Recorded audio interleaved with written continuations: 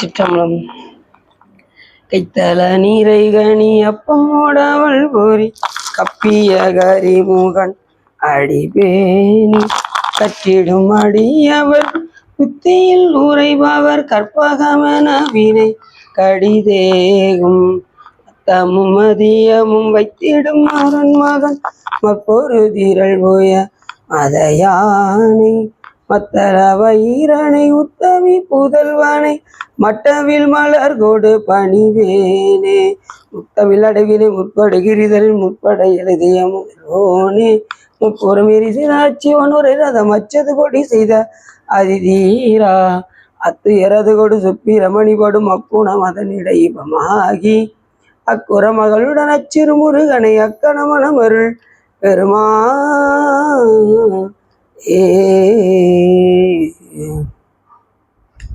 எந்தாயும் எனக்கருள் தந்தையும் நீ சிந்தாகுலமானவே தீட்டனையாள் கந்தா கதிவேலவனே உமையாள் மைந்தா குமரா மறைநாயகனே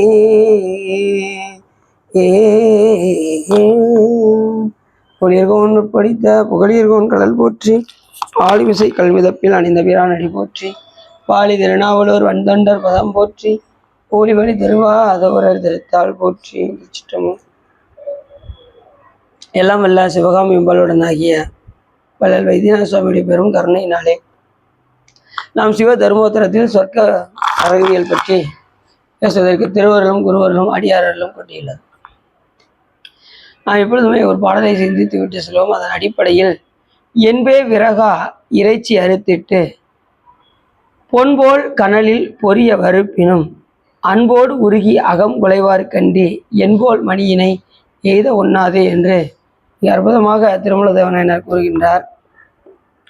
என்ன சொல்ல வருகின்றார் என்று சொன்னால், தன் எலும்பையெல்லாம் விறகாக்கி நெருப்பில் போட்டு எரித்தாலும் பொரிய வறுத்தாலும் உடலை அங்கங்கெல்லாம் வெட்டி யாகத்தில் சென்று இட்டாலும் இறைவனை நாம் பெற முடியுமான்னா பெற முடியாது.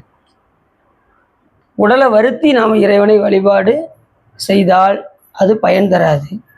அப்போ என்ன பயன் தரும் அப்படின்னா, அன்பு செய்வாருக்கு மட்டுமே இறைவன் வெளிப்பட்டு தோன்றுவான். அதாவது அன்போடு உருகி அகம் குலைவார்க்கன்றி என்போல் மணியினை எய்த ஒண்ணாது. அப்போ சூரபத்மன் அங்கங்களையெல்லாம் வெட்டி யாகத்தில் போட்டான். இது கொசுக்கு அந்த இது எடுத்து போதுங்க சார், பத்தி எடுத்து போதுங்க இருக்குல்ல சார், இல்லை கொசுபத்தியா? சரி சரி. அப்படி அங்கங்களையெல்லாம் வெட்டி யாகத்தில் சென்றான். அப்பொழுது இறைவன் அவனுக்கு காட்சி கொடுக்கவில்லை. அவருடைய தம்பியாக விளங்கக்கூடிய சிங்கமுகாசுரனுக்கு சிவபெருமான் காட்சி அளித்தார். ஏனென்றால் அவனுடைய அன்பு அப்படிப்பட்டது. அப்ப அன்பு எங்கே இருக்கின்றதோ அங்கே சிவபெருமான் வெளிப்பட்டு தோன்றுவார். வேண்டும் வேண்டும் மெய் அடியார் உள்ளே விரும்பி எனை அருளால் ஆண்டாய் அடியேன் இடர்களைந்த அமுதே அருமா மணிமுத்தே தூண்டா விளக்கின் சுடரணையாய் தொண்டனேற்கும் உண்டாங்கோள் வேண்டாது ஒன்றும் வேண்டாது மிக்க அன்பே மேவுதலே அப்படின்னாரு மாணிக்கவாசகர். இப்படி சொல்றாரு பாருங்க. என்ன வேணும்னாரு, வேண்டாது ஒன்று வேண்டாது, இந்த உலகத்தை எதுவுமே வேண்டாம் சாமி, அன்பு மட்டும்தான்.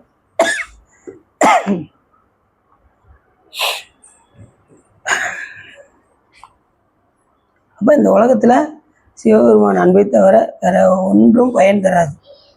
நீ வேற எது மேல பற்று வைத்திருந்தாலும் அந்த பொருளினால் நமக்கு துன்பம் தான் வரும். நாம் வைக்க வேண்டிய ஒரே பற்றி சிவபெருமானிடத்தில் மட்டுமே வைக்க வேண்டும். சொந்த பந்தங்க கூட வரமாட்டாங்க, தாய் தந்தையர் கூட வரமாட்டாங்க, பிள்ளைகள் கூட வரமாட்டாங்க, ஊரும் சதமல்ல, உற்றார் சதமல்ல, உற்று பெற்ற பேரும் சதமல்ல, பெண்டி சதமல்ல, செல்வமும் சீரும் சதமல்ல, நின் தாள் சதம் கட்சி ஏகம்பனே அப்படின்னாரு பட்டினத்தார். எதுவுமே சதம் கிடையாது, எதுவுமே நிலையானது கிடையாது. சிவபெருமானுடைய திருவடி மட்டுமே நிலையானது. அதனால தான் ஊரும் சதமல்ல, உற்று பெற்ற பேரும் சதமல்ல. அதான் மாணிக்கவாச பெருமானும் ஊர் வேண்டேன் பேர் வேண்டேன் கற்றாரையும் யான் வேண்டேன் கற்பனவே இனி அமையும் குற்றாலத்து அமர்ந்துரையும் கூத்தா உன் குறைகளற்கே கற்றாவின் மனம் போல கசிந்துருக வேண்டுவனவேன்னாரு மாணிக்கவாசகர். குற்றாரை யான் வேண்டேன் ஊர் வேண்டேன் பேர் வேண்டேன், ஏன் அதெல்லாம் வேண்டேன்னு சொல்றாரு? குற்றார் வேண்டாமா? வேணுமா வேண்டாமா? இந்த ஊரில் நம்ம வசிக்கிறது வேணுமா வேண்டாமா? நம்ம பேர் இருக்கணுமா வேண்டாமா? சில பேர் பார்த்தீங்கன்னா பேருக்காகவே வாழ்கிறாங்க. எதுனாலும் என் பேர் முதல்ல இருக்கணுங்க, எதுனாலும் அவங்க பேர் முதல்ல இருக்கணுமா, எப்படி அப்படின்லாம் ஆள் இருக்காங்க. ஒரு மொய் எழுதுனா கூட முதல் பேர் என் பேர் எழுதணும். அப்படி ஏதாவது பேர் எழுதுனா மேலே தூக்கி எழுது, நீ நான் சொல்கிறது மட்டும் நீ கேளியா, முதல் டாப்பில் எழுதியா மேலே அப்படின்னு சொல்லிட்டு இந்த 5001 மொய் எழுதியா அப்படின்னு அன்றைக்கி ஒரு ஆள் சண்டை போட்டுட்டு இருக்கு. முதல்ல அவர் பேர் இருக்கணுமா. அது மாதிரி முற்றும் திறந்த முனிவர்களுக்கு கூட தன் சொந்த ஊர் அப்படிங்கிற பற்று இருக்குமா. முற்றும் திறந்த முனிவர்களுக்கே நம்மளாம் ஏமாத்திரம் சொல்லுங்க பார்ப்போம். கடைசி காலத்தில் இந்த உயிர், இந்த உசுறு, இந்த கட்டை இங்கேயே போகணும் அப்படியாங்கல்ல சில பேர் சொல்கிறாங்கல்ல, இந்த ஊர்லேயே எனக்கு போயிடணும், இங்கேயே பிறந்து இந்த எங்கள் அப்பா பிறந்து வாழ்ந்த இடம், என் கணவனார் பிறந்து வாழ்ந்த இடம், கடைசி காலத்தில் இந்த கட்டை இங்கே தான் போகணும் அப்படின்லாம் சொல்கிறாங்கல்ல. நமக்கெல்லாம் அது சுத்தமாக, நமக்கெல்லாம் அது உடன்பாடே நமக்கு கிடையாது. நம்ம வழிபாட்டுக்கு நம்ம எங்கே பிறந்தோம், எங்கே இருக்கோம், எங்கே கடைசி போய் சேர போகிறோம்னு யாரும் முடிவு பண்ணணும்? சிவபெருமான் தான் முடிவு. இப்போ ஞானசம்பந்த பெருமான் பிறந்த இடம் இது சீர்காழி, ஆனால் முக்தி அடைஞ்ச இடம் இது நல்லூர் பெருமானம். திருநாவுக்கரசர் பெருமான் பிறந்த இடம் திருவாமூர், முக்தி அடைஞ்சது திருப்புகலூர்.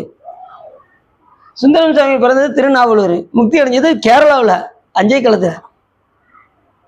அது மாதிரி மாணிக்கவாசக பெருமான் பிறந்தது திருவாதூரில், முக்தி அடைஞ்சது சிதம்பரத்தில். பார்த்தீங்களா, அவங்க ஊர் ஏன் ஊருன்னா சொல்லிக்கிட்டு இருந்தாங்க. எங்கே சாமிக்கு அழைக்காரோ அவங்க போய்கிட்டே இருக்க வேண்டியதான். எதுவுமே நம்ம கையில் கிடையாது. என்னென்னா சிவபெருமானுடைய இச்சையை பொறுத்தது. அதனால தான் இதிலெல்லாம் நீங்கள் பற்று வைக்காங்க. நம்ம பற்று வைக்க வேண்டிய ஒரே ஆள் சிவபெருமான் மட்டுமே. எந்த நேரமும் நின்றாலும் நடந்தாலும் கிடந்தாலும் துயின்றாலும் விழித்தாலும் இமைத்தாலும் மன்றாலும் மலர்பாதம் ஆகிய சிவபெருமான் திருவடியை அன்றி மனத்தில் வேற எதையுமே நாம் சிந்திக்கக்கூடாது. சிந்திச்சா சிவபெருமானை தான் சிந்திக்கணும். பேசினா சிவபெருமானை பற்றி மட்டுமே பேசணும்.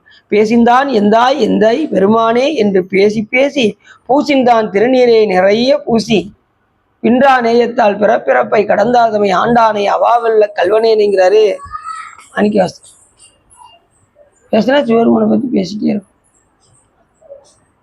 எப்படி எவ்வளோ அருளாக நமக்கு சொல்லணும் சொல்லுங்க பார்ப்போம். அப்படி எது மேலேயுமே நமக்கு பற்று வரக்கூடாது. ஊரும் சதமல்ல உற்றா சதமல்ல உற்று பற்ற பேரும் சதமல்ல பெண்டி சதமல்ல பிள்ளைகளும் சீரும் சதமல்ல. நாம் நினச்சிக்கிட்டு இருப்போம் பாராட்டி சீராட்டி பிள்ளைகளை பேணி வளர்த்துக்கிட்டு இருப்போம், கடைசி ஈஸியாக கழுவிட்டு போயிடும். நடக்கலையா உலகத்தில்? இது நடக்கலையா? பெற்றோர் கூட இருக்கிறதுல ரொம்ப கஷ்டம் பிள்ளைகள்லாம். சரி இப்போ கொடுக்க கொஞ்சம் நேரம் ஆகட்டும். என்னச்சா நேரம் ஆகட்டும். என்ன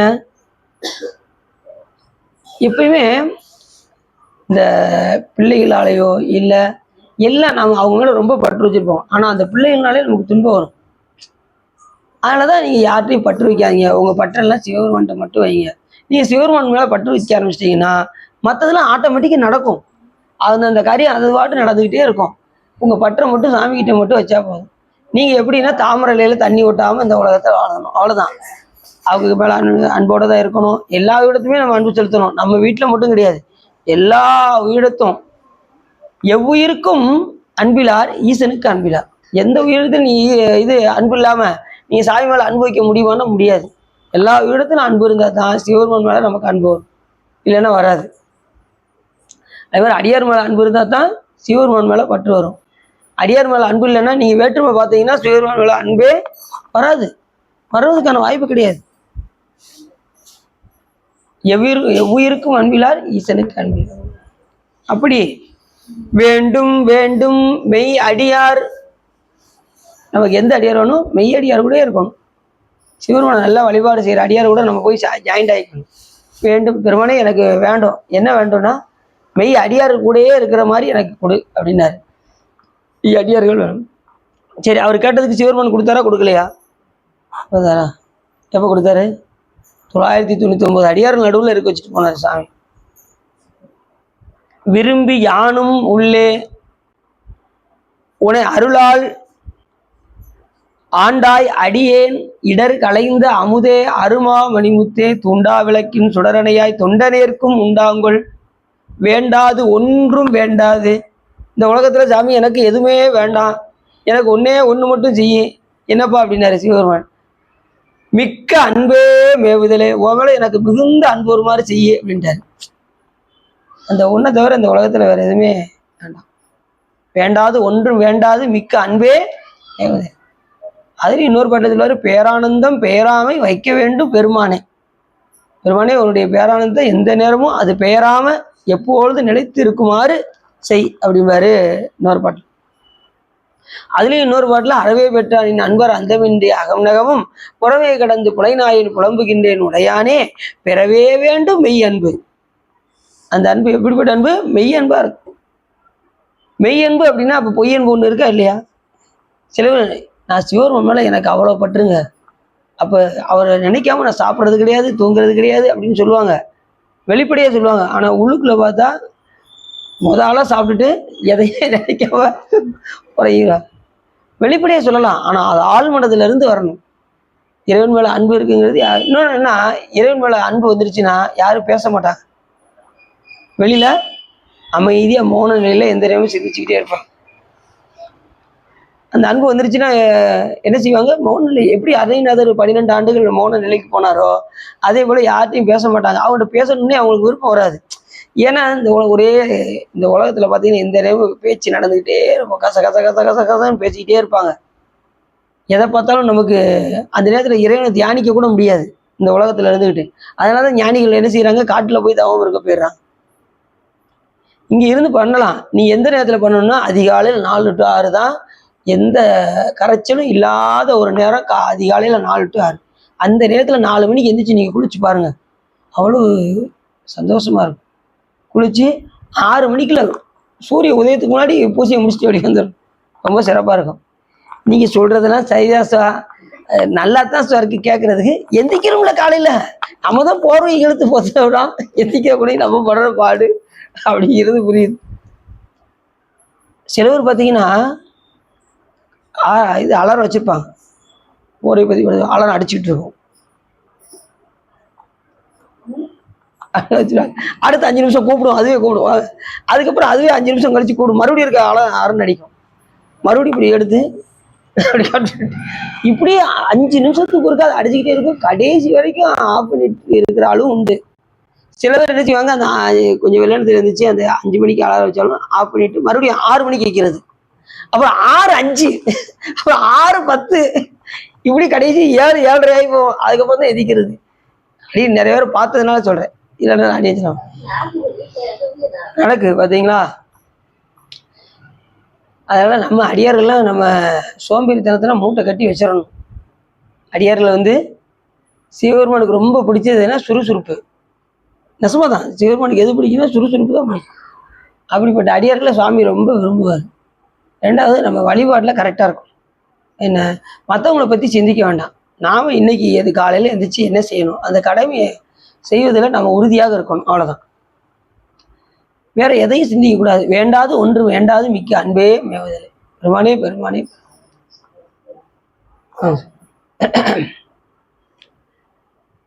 வேண்டும் வேண்டும் மெய்யடியார். பொய்யடியார் வேண்டாம் சாமி, எனக்கு மெய்யடியார் தான் வேணும். ஏன்னா பொய்யடியார்லாம் என்ன பண்ணுவாங்க அப்படின்னா வெளிவேஷம் போட்டுக்கிட்டு இருப்பாங்க, நாடகத்தால் உன் அடியார் போல் நடிச்சுக்கிட்டு இருப்பாங்க. அதனால எனக்கு அவங்களெல்லாம் வேண்டாம், எனக்கு மெய் அடியார் மட்டுமே வேணும் அப்படின்னாரு.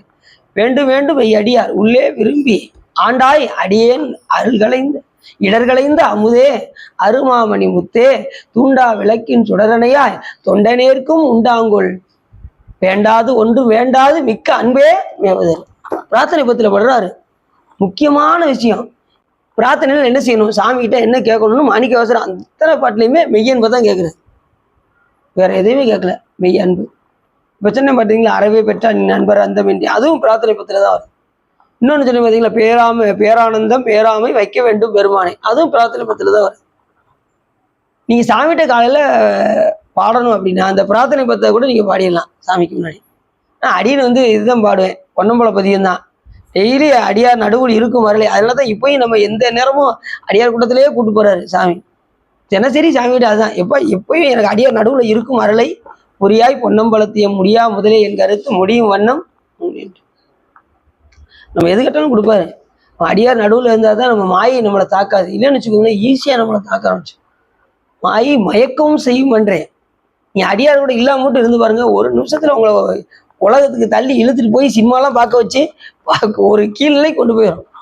அந்த அளவுக்கு ஆயிரும். சரி, அப்படி இந்த பாட்டை சொல்றாரு. என்பே விறகாக இறைச்சி அறுத்திட்டு பொன்போல் கனலில் பொரிய வறுப்பினும். அப்ப எந்த ஒரு காரியத்தையும் நம்ம வருந்தி செய்ய வேண்டிய அவசியம் இல்லை.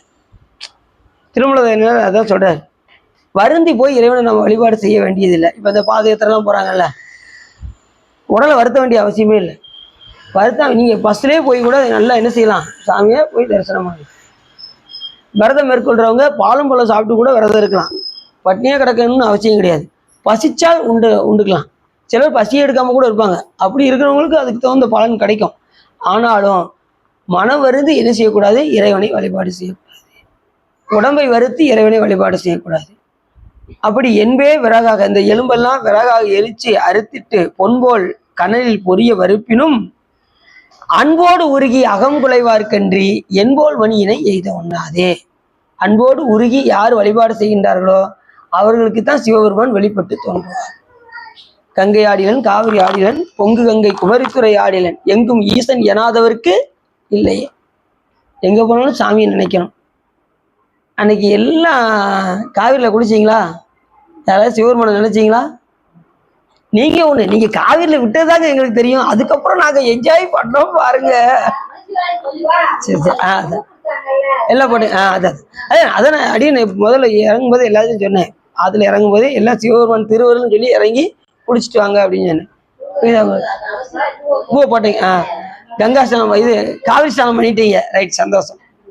எல்லாருக்கும் பூவை கொடுத்து போட சொல்லிட்டீங்க. சரி, அது வந்து நம்ம சிவமாக பாவிக்கணும். அந்த ஆறை சிவமாக பாவிச்சு, அந்த ஆறு சிவம் அதில் உள்ள தண்ணீர் சக்தி, ஆறு சிவம் அதில் உள்ள தண்ணீர் சக்தி சிவசக்தியாக பாவித்து நாம குளிக்கணும்.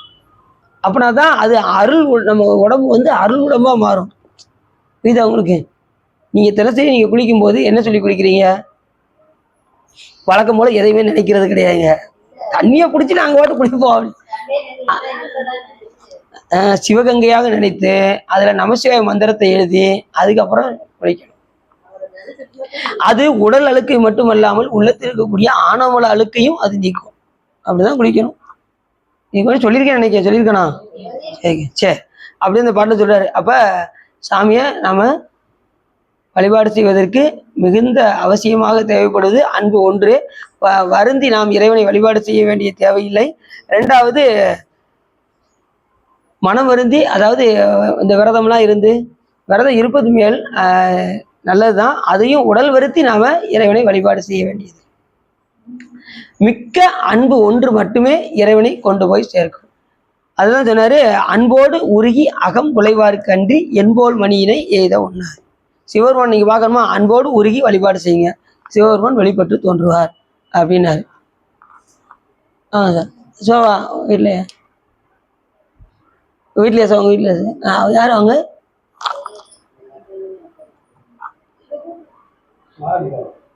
சரிங்க சரிங்க சார். அப்போ அன்போடு உருகி நாம வழிபாடு செய்யணும். உருகி உருகி வழிபடும் அடியவர் நமக்கு ஒரு நோய் அடையாவே என்று சொல்வதற்கிறாங்க. நாம உருகி உருகி நாம் என்ன செய்யணும்? வழிபாடு பண்ணணும். மாணிக்கவாசர் எப்படி பண்ணாரு? உருகி தானே வழிபாடு பண்ணாரு. எளிதில் மறைக்குதேராய் இறைவனை எல்லில் கங்குல் பொழுதொரு காலத்தென்று பூசனை விடாது செய்து தொழுதகை தலைமீதேற தொழும்பு கண்ணீரில் மூழ்கி அழுது அடியடைந்த அன்பன் அடியவருக்கு அடிமை செய்வான். திருவிளையாடல் புராணம். அப்படி அழுதே அடியடைந்தவர் மாணிக்கவாசர். உருகி உருகி வழிபாடு செய்தவர் மாணிக்கவாசர். அதே போல தன்மை நமக்கும் வர வேண்டும் என்றால் பெருமானை நித்தனும் பூஜையில சாமி உருகி வழிபாடு செய்வதற்கு அருள் செய்ய வேண்டும் என்று நாம சாமி கிட்ட கேட்கணும். யானை போய் என் நெஞ்சும் போய் என் அன்பும் போய் வினை என் அழுதால் உன்னை பெறலாமே என்று சொல்வதற்கு நாங்கள் சாமி கிட்ட அந்தவாறு நாம கேட்க வேண்டும். சரி, இப்போ நம்ம கதைக்குள்ள போயிடும். சென்ற முறை என்ன பார்த்தோம், ஒவ்வொருத்தரும் அந்த கொலை, களவு, கல்லுண்ணல், காமம், பொய்க்கூறல் போன்ற பாதங்களை எல்லாம் விட்டுவிட்டு அன்பு, நான், ஒப்புரவு, கண்ணோட்டம், வாய்மை போன்ற அறங்களை பின்பற்றி நாம் வாழ வேண்டும் என்று சில முறை பார்த்தோம். இப்ப அந்த பாவம் செய்த அந்த ஆன்மாக்களை எல்லாம், பாவம் செய்த தீவினையுடையவரைகளை, நீர் எங்களை ஏவுதலினாலும் உம்முடைய பாசம் எங்கள் கையில் பொருந்துவதினாலும் குற்றங்களை செய்தவர்கள் எளிதாக சடுதியில் வந்தார்கள்.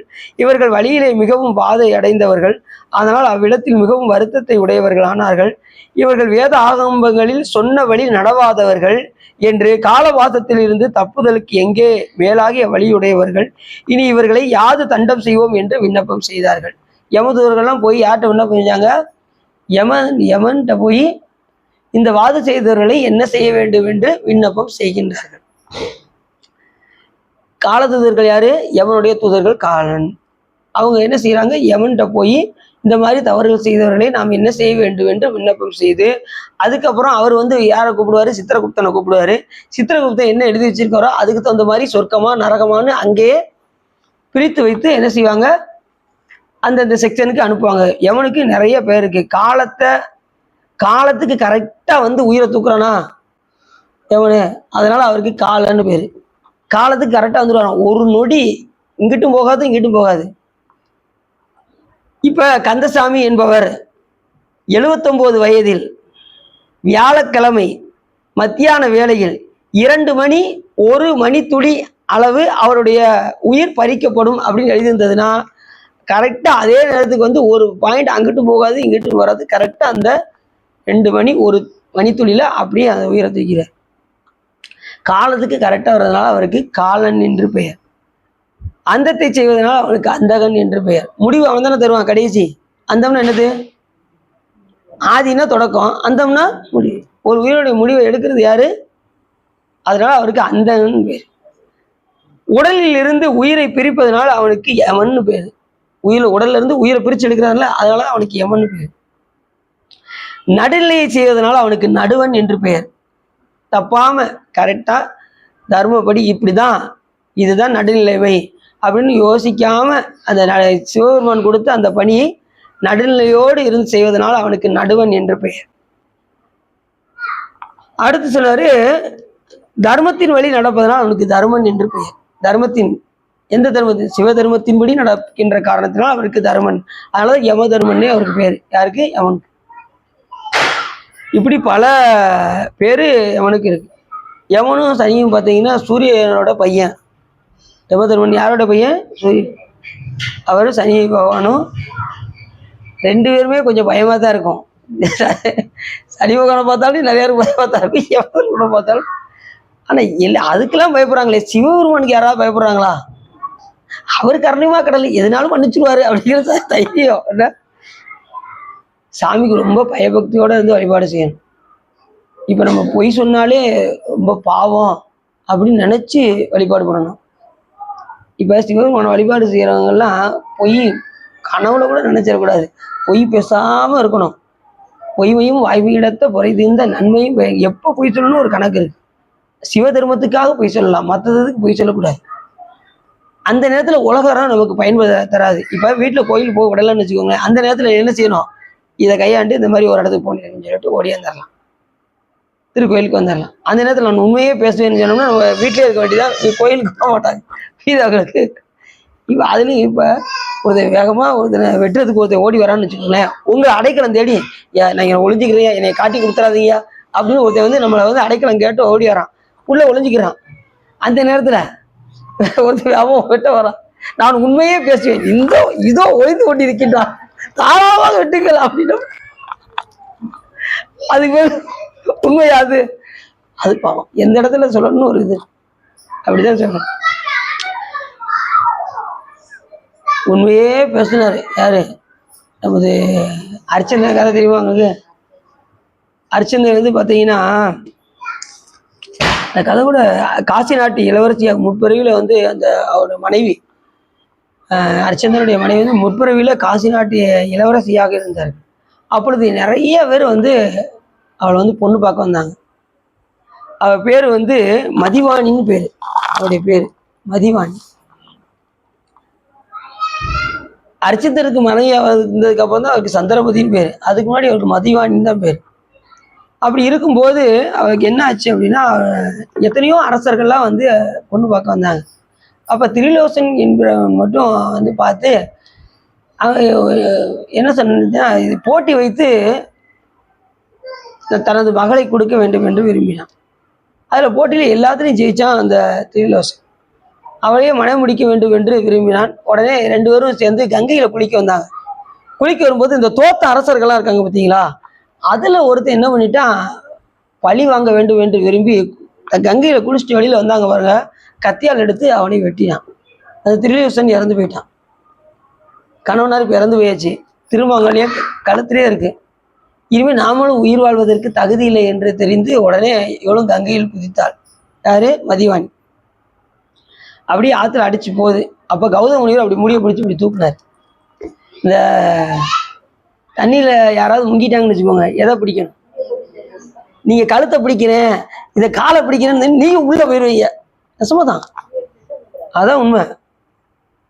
அப்படின்னா அடின்னு ஒரு சின்ன பிள்ளையில பார்த்தீங்கன்னா, வாங்க சார், அடின்னு சின்ன பிள்ளையில பார்த்தீங்கன்னா இங்கே தான் நீச்சல் போகலானே, இந்த திருமுக்குளத்தில் எங்கள் ராஜாவை தான் சொல்லி கொடுத்தாங்க.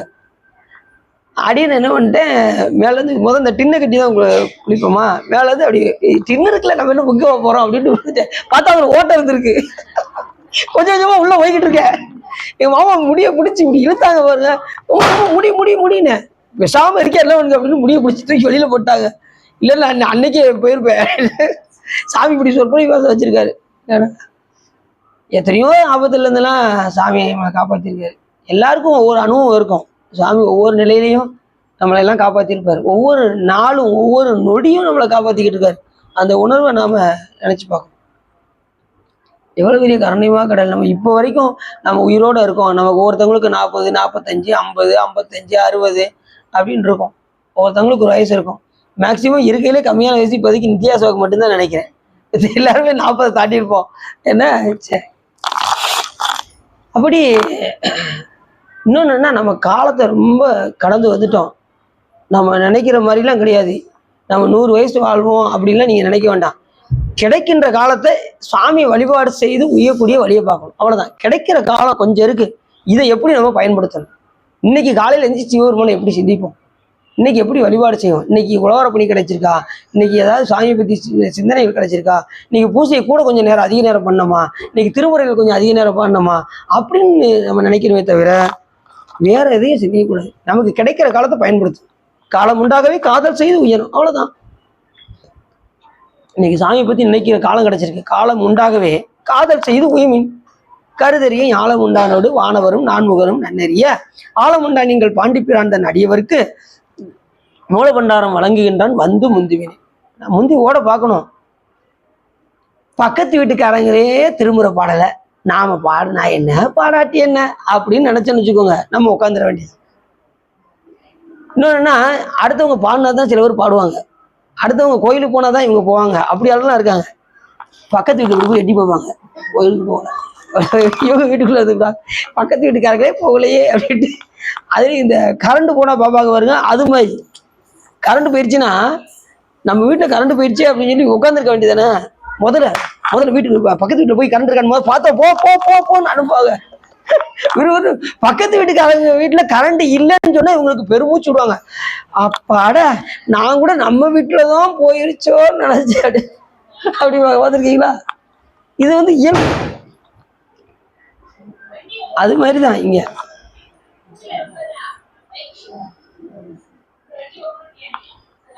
அப்ப வழிபாடு நம்ம விடாம செய்து கொண்டே இருக்கோம். ஒவ்வொரு சொற்பொழியும் நம்ம சொல்ற காரணம் என்னன்னா, வழிபாடு நம்மை மேன்மைப்படுத்தும். இப்பிறவி தப்பிடில் எப்பிறவி வாய்க்கும். மனித பிறவியை விட்டுட்டோம்னா அடுத்து மனித பிறவி வரும்னு என்ன நிச்சயம் இருக்கு? எப்போ நாம அதை வழிபாடு செய்ய? இந்த பிறவியை விட்டாச்சுன்னா நம்ம எப்போ வழிபாடு பண்ண யோசிப்பீங்க? வாய்த்தது ஈதோ ஒரு பிறவி நம் தமக்கு மதித்தெளிவுங்கிறார் அப்பசாமி. இந்த பிறவியை மதிக்கலைன்னா நம்ம எந்த பிறவியை போய் நம்ம மதிக்க போறோம்? பாம்பா பள்ளியா பிறந்து நம்ம எப்படி நம்ம இறைவனை வழிபாடு செய்ய முடியும்? யோசிச்சு பாருங்க. கிடைச்சிருக்கு, மனித பிறவி கிடைச்சிருக்கு, இந்த பிறவியை நம்ம பயன்படுத்த. அப்படியா? சரி. அப்படி இந்த கௌசிக முனிவர் என்ன பண்ணாரு, முடியை பிடிச்சி அப்படி இழுத்தாரு. யார? மதிவாணி. அப்பயும் பாருங்க அந்த திருமாங்கல்யம் கழுத்திலே தான் இருக்கு. பார்த்து காப்பாத்தினாரா? காப்பாற்றி என்ன பண்ணாரு? இனிமேல் வாழ்வதற்கு தகுதியில்லை என்று நினைத்தார். உடனே நீ கவலைப்படாதம்மா, நீ அடுத்த பிறவில நீ நான் என்னுடைய கணவரை அடைய வேண்டும் என்று விரும்பினான். இறந்து போன கணவனை அடைய வேண்டும் என்று கௌசிக முனிவர்கிட்ட கேட்டான். அப்போ அவர் சொன்னாரு, நீ அடுத்த பிறவில நீ அவனே உனக்கு கணவனாக கிடைப்பான், நீ கவலைப்படாதே அப்படின்னார். இதே திருமங்கலத்தோடே நீ பிறப்பாய் அப்படின்னாரு. இதே திருமங்கலத்தோட மறு இதில் அந்த மறுபடியும் அதே இளவரசியாக திகழ்ந்தார். எத்தனையோ மன்னர்கள்லாம் வந்தாங்க. அதில் ஹரிச்சந்திரனும் வந்தான். வந்து யாருடைய கண்ணுக்கு உன்னுடைய திருமாங்கல்யம் தெரிகிறதோ அவனே உனக்கு மாப்பிள்ளையாக வருவான். அவன் தான் உன்னுடைய இந்த திருலோசன் தான் மறுபிறவில அவனுடைய கண்ணுக்கு மட்டும்தான் உன்னுடைய திருமாங்கல்யம் தெரியும் என்று அந்த கௌசிக முனிவர் சொன்னார். அதே மாதிரி மறுபிறவில அவளுக்கு பேர் என்ன பேரு? சந்திரமதி. எல்லா பேரும் இருக்காங்க மனம் முடிக்கிறதுக்கு. இவன் கண்ணுக்கு மட்டும் திருமாங்கல்யம் இருக்கே கழுத்துல அப்படின்னு சொல்லி கரெக்டா சொல்றான் ஹரிச்சந்திரன். எல்லாரும் பாக்குறாங்க, யாரு கண்ணுக்குமே தெரியல அவ கழுத்துல இருக்கிற திருமாங்கல்யம் யாருக்குமே தெரியும். வாங்க சார்.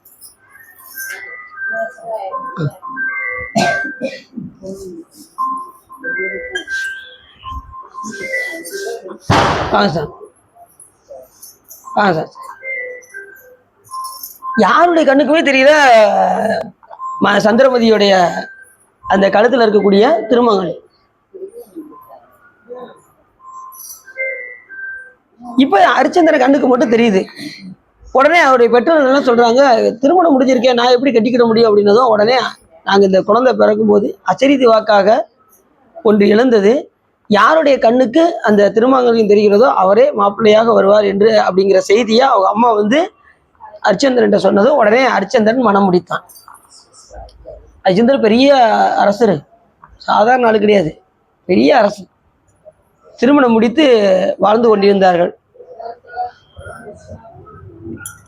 அப்பொழுது இந்த விஸ்வாமித்திரருக்கும் வசிஷ்டருக்கும் ஒரு போட்டி. ஹரிச்சந்திரன் நான் எப்படியாவது பொய் சொல்ல வைக்கிறேன் அப்படின்னு ஒரு போட்டி. ஹரிச்சந்திரன் ஆரம்பத்தில இருந்தே வாய்மையை காத்தவன் ஹரிச்சந்திரன். பொய்யாமை அன்ன புகழில்லை, எய்யாமை எல்லா அறம் தரும் அப்படிங்கிற. இந்த பொய்யாமை சொல்றவங்களுக்கு எல்லா புண்ணியமும் கிடைக்குமா பொய் சொல்லாம இருந்தா. இவன் பொய் சொல்லாம எவ்வளவு தூரம் முடிஞ்ச அளவுக்கு அவன் கடைசி வரைக்கும் பொய் சொல்லவே இல்லை. யாரு? ஹரிச்சந்திரன். இப்ப இவங்க ரெண்டுடைய சண்டைக்கு இவரா ஆளானாரு. ஹரிச்சந்திரன் நான் எப்படியாவது பொய் சொல்ல வைக்கிறேன்னு சொல்லி உன்னால முடியவே முடியாதுங்கிறாரு வசிஷ்டரு. விஸ்வாமித்திரர் என்ன சொல்றாரு, நான் கண்டிப்பா அவனை பொய் சொல்ல வைக்கிறேன் அப்படின்னு சொல்லி விஸ்வாமித்திரர்கிட்ட வந்து சொல்றாரு. என்ன சொல்றாரு, இப்ப நீ எனக்கு ஏதாவது தரணுமே அப்படின்னு சொல்லி கேட்டார். இவர் எது கேட்டாலும் கொடுத்துருவார். யாரு? இவர் ஹரிச்சந்திரன். நான் யானை மேல ஏறி நின்று கல்ல எவ்வளவு தூரம் வீசுறனோ அந்த அளவுக்கு எனக்கு செல்வம் வேணும், உன்கிட்ட இருந்து பொருள் எனக்கு வேணும் அப்படிங்கிற. எதுனாலும் நான் தாரேன் அப்படிங்கிறார். யாரு? ஹரிச்சந்திரன். ஆனா நான் இப்ப கேட்க மாட்டேன் அப்படின்ட்டு. இப்ப நான் கேட்கும் போது நீ கொடுக்கணும் அப்படின்னாரு. அப்படி கொஞ்சம் காலம் போச்சு. உடனே சரி இவனை ஏதாவது பண்ணணும் அப்படின்னு சொல்லிட்டு 2 தேவதைகளை கூட்டு வந்து அவருக்கு முன்னாடி நடனம் ஆட செய்தார். அவருக்கு முன்னாடி நடனம் பண்ணாங்க. சரி நடனம் பண்ணதுக்கு ஏதாவது ஏதாவது கேளு அப்படின்னு சொல்லி விஸ்வாமித்திரர் எல்லா வேலையும் பண்ணாரு.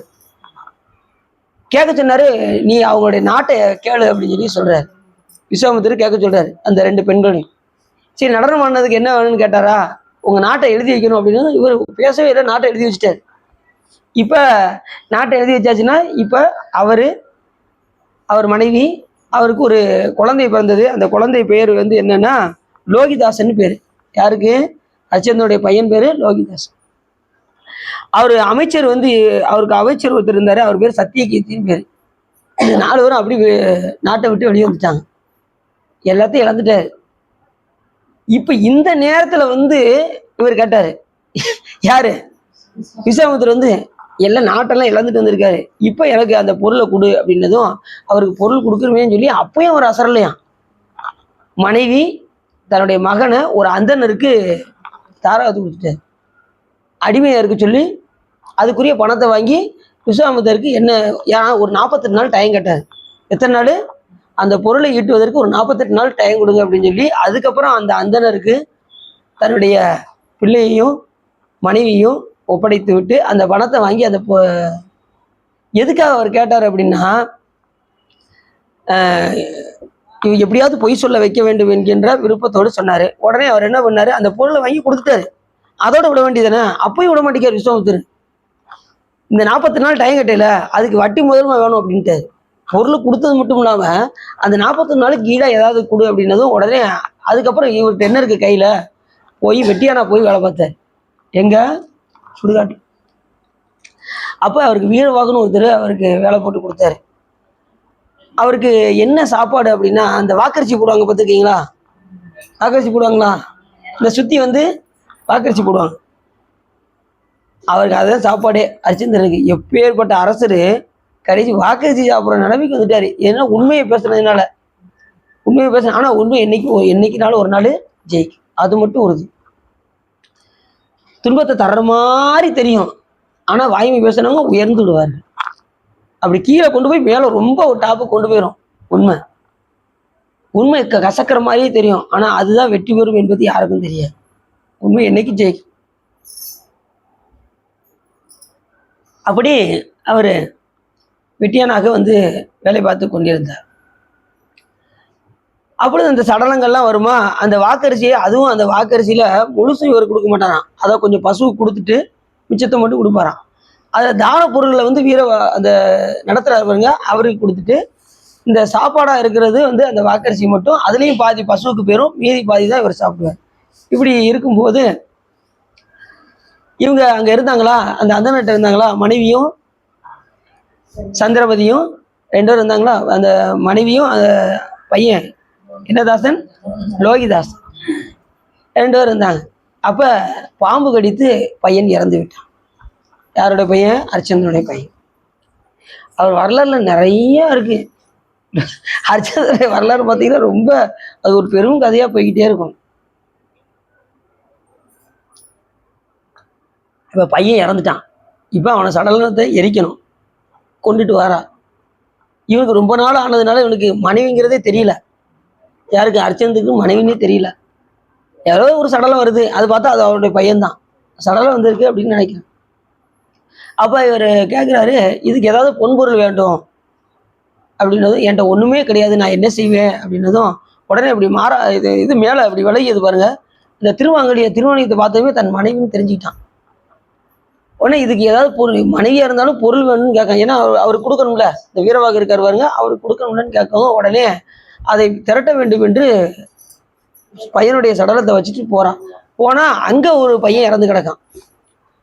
ஒரு நாட்டு அரசனுடைய பையன் இறந்து கிடக்கான். அதை தன் மகன் போல நினைச்சு மார்புல ஒட்டுனான். யாரு? சந்திரமதி. உடனே வந்து எல்லாம் இவளை வந்து பிடிச்சிட்டாங்க. யார? மனைவிய. இவதான் கொண்டுட்டா அந்த பிள்ளைய அப்படின்னு சொல்லி, அந்த நாட்டு இளவரசனுடைய பிள்ளைய கொண்டுட்டா அப்படின்னு சொல்லி என்ன செஞ்சாங்க, கொண்டு வந்து நிப்பாட்டிட்டாங்க. உடனே வீரவாகு, இவருடைய தலைவர் இருக்கார் பாருங்க, இந்த சுடுகாட்டை வைத்திருக்கக்கூடிய வீரவாக இருக்க பார்த்தீங்களா, அவரை தான் வெட்ட சொல்லி சொல்றாங்க. இவருக்கு தண்டனை, இவருக்கு அந்த பிள்ளையை கொன்ற பாவத்தின் காரணமாக இவருக்கு மரண தண்டனை விதிக்க வேண்டும் என்று சொன்னது வீரவாகிட்ட சொல்றாங்க. வீரவா வந்து அரிச்சந்திரன் சொல்ல, அரிச்சந்திரன் போய் தன் மனைவி வெட்டுறதுக்கு போறாரு. கதை எப்படி வருது பார்த்தீங்களா? அப்படியே சுத்தி வருது. இப்ப தன் மனைவின்னு தெரிஞ்சிருச்சு, இருந்தாலும் இவர் யோசிக்கவே இல்லை, அவர் வெட்டுறதுக்கு துணிஞ்சிட்டாரு. சரி, அப்போ கடைசி நேரத்துல இவன் வர்றான். யாரு? விஸ்வாமித்திரர் வர்றாரு. இப்பயாவது போய் சொல்லு, உன்னை நான் காப்பாத்துறேன் அப்படிங்கிற. இப்பயாவது இந்த நாட்டெல்லாம் நான் எனக்கு தான் எழுதி வச்சேன், நீ ஒரு பொய் மட்டும் சொல்லு, நான் அடுத்த நிமிஷம் உன்னை எப்படி காப்பாத்துறேன்னு மட்டும் பாருனாரு. அப்பயும் ஒரு சொல்லவே இல்லை, கடைசி வரைக்கும் உண்மையை காத்தார். மனைவி இப்படி வெட்ட போனார் பாருங்க, அப்படியே பூவா மாறிடுச்சு. எல்லா தேவர்களும் பூமாலை பொழிந்தார்கள் அரிச்சந்திரனுக்கு. சிவபெருமானே வந்து அருள் செஞ்சார். பேர்பட்டவர் அரிச்சந்திரன். அதெல்லாம் பெரிய கதையா போகும். நான் உங்களுக்கு சாப்பிட்டா சொல்லியிருக்கேன் சுருக்கமா. அப்படியே ஒவ்வொரு நாட்டை இளவரசரா அப்படியே போய்கிட்டே இருக்கும் அவர் கதையில. அவர் கொஞ்சம் வாழ்ந்த காலத்துல ரொம்ப உண்மையை ரொம்ப காத்திருக்காரு. அதுக்கப்புறம் மறுபடியும் சுவாமி அவருக்கு அந்த அரச பதவி கொடுக்குறாரு. வெட்டியான இருந்து மறுபடியும் நாட்டை ஆளக்கூடிய பதவியை சுவாமி கொடுக்குறாரு. எல்லாம் என்னன்னா அந்த உண்மை காத்ததினால், வாய்மை காத்த காரணத்தினால், வாய்மை எனப்படுவது யாதனின் தீமையில்லாத சொல்லல். தீமையில்லாத சொல்லா இருக்கணும், வாய்மையை காக்கணும், உண்மை என்னைக்குமே ஜெயிக்குங்கிற நம்பிக்கை இருக்கணும். ரெண்டாவது சாமிக்கும் நம்ம எப்படி இருக்கணும், உண்மையா இருக்கணும். அடியாரே போய் சொல்றாங்க, அப்படி சொல்லக்கூடாது. நான் ஒரு அடியார இது எதுக்கு போகும்போது ஒருத்தவங்கள வாங்க உட்காந்து ஏற்றி கூப்பிட்டு போகிறேன் அப்படின்னு சொன்னேன். அவங்க இல்லை சார் நான் ஒரு இடத்துக்கு போக வேண்டியிருக்கு அப்படின்னாங்க. இல்லை வீட்டுக்கு தானே சார் போகிறீங்க, வீட்டில் விட்டுறேன் அப்படின்னு. இல்லை ஒரு இடத்துக்கு போக வேண்டியிருக்கு. சரி போயிட்டாங்க அப்படின்னு பார்த்தா இன்னொரு ஆள் கூட வண்டியில் போய்கிட்டு இருக்காங்க. அதுக்கு நம்ம கூட வந்துருக்கலாம்ல, எதுக்கு போய் சொல்லணும் என்ன சார் அது. இல்லை சார் இன்னொருத்தங்க வராங்க, அவங்க கூட வண்டியில் போகிறேன்னா முடிஞ்சு போயிடுச்சு. என்ன இதை பொய் சொல்ல வேண்டாம்னு சொல்கிறேன். அதுக்காச்சும் சரிதானா. ஒவ்வொரு நேரம் பொய் சொல்லி முடிச்சுட்டு பொய் சொல்றவங்க முகத்தை பார்த்தாங்கன்னா கண்டுபிடிச்சிடலாம். பார்த்தா இப்படியே முடிப்பாங்க. சில பேர் பார்த்தீங்கன்னா பொய் சொல்றது வெளியில தெரியும், அவங்க பொய் சொல்றது அவங்க முகத்தை காட்டி கொடுத்துரும். இவங்க கண்டிப்பா பொய் சொல்லிதான் சொல்றாங்க, இனிமே இவங்ககிட்ட பேசி பிரயோஜனம் கிடையாதுட்டு நம்மளே விலகி ஓடிடணும். அதனால அடியாராக இருக்கக்கூடிய நாம ரொம்ப கவனமா இருக்கணும், பொய் சொல்வதை தவிர்க்கணும்.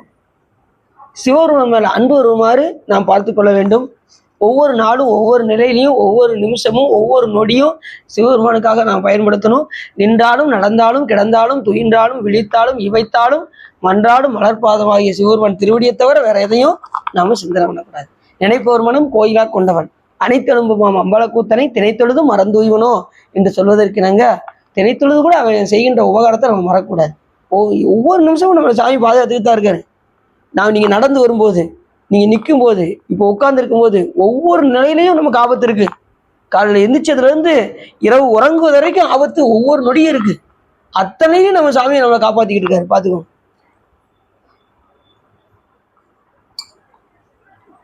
ஒரு ஆள் கமெண்ட் பண்ணிட்டாங்க, நீங்க எப்போ பார்த்தாலும் குடிச்சுக்கிட்டே இருக்கீங்க சிவா அப்படின்னு. அதனால அதுதான் ஒரு தடவை மட்டும் காப்பி குடிச்சு அதுல ஒருத்தர் வாட்ஸ்அப்ல ஒரு அம்மா போட்டிருந்தாங்க, சிவா நீங்க காப்பி குடிச்சிட்டீங்களா சிவா அப்படின்னு. காப்பி ஒண்ணு குடிச்சிட்டு பேசுங்க, இல்ல குடிக்காம பேசுங்க கமெண்ட்ல போட்டிருக்காரு.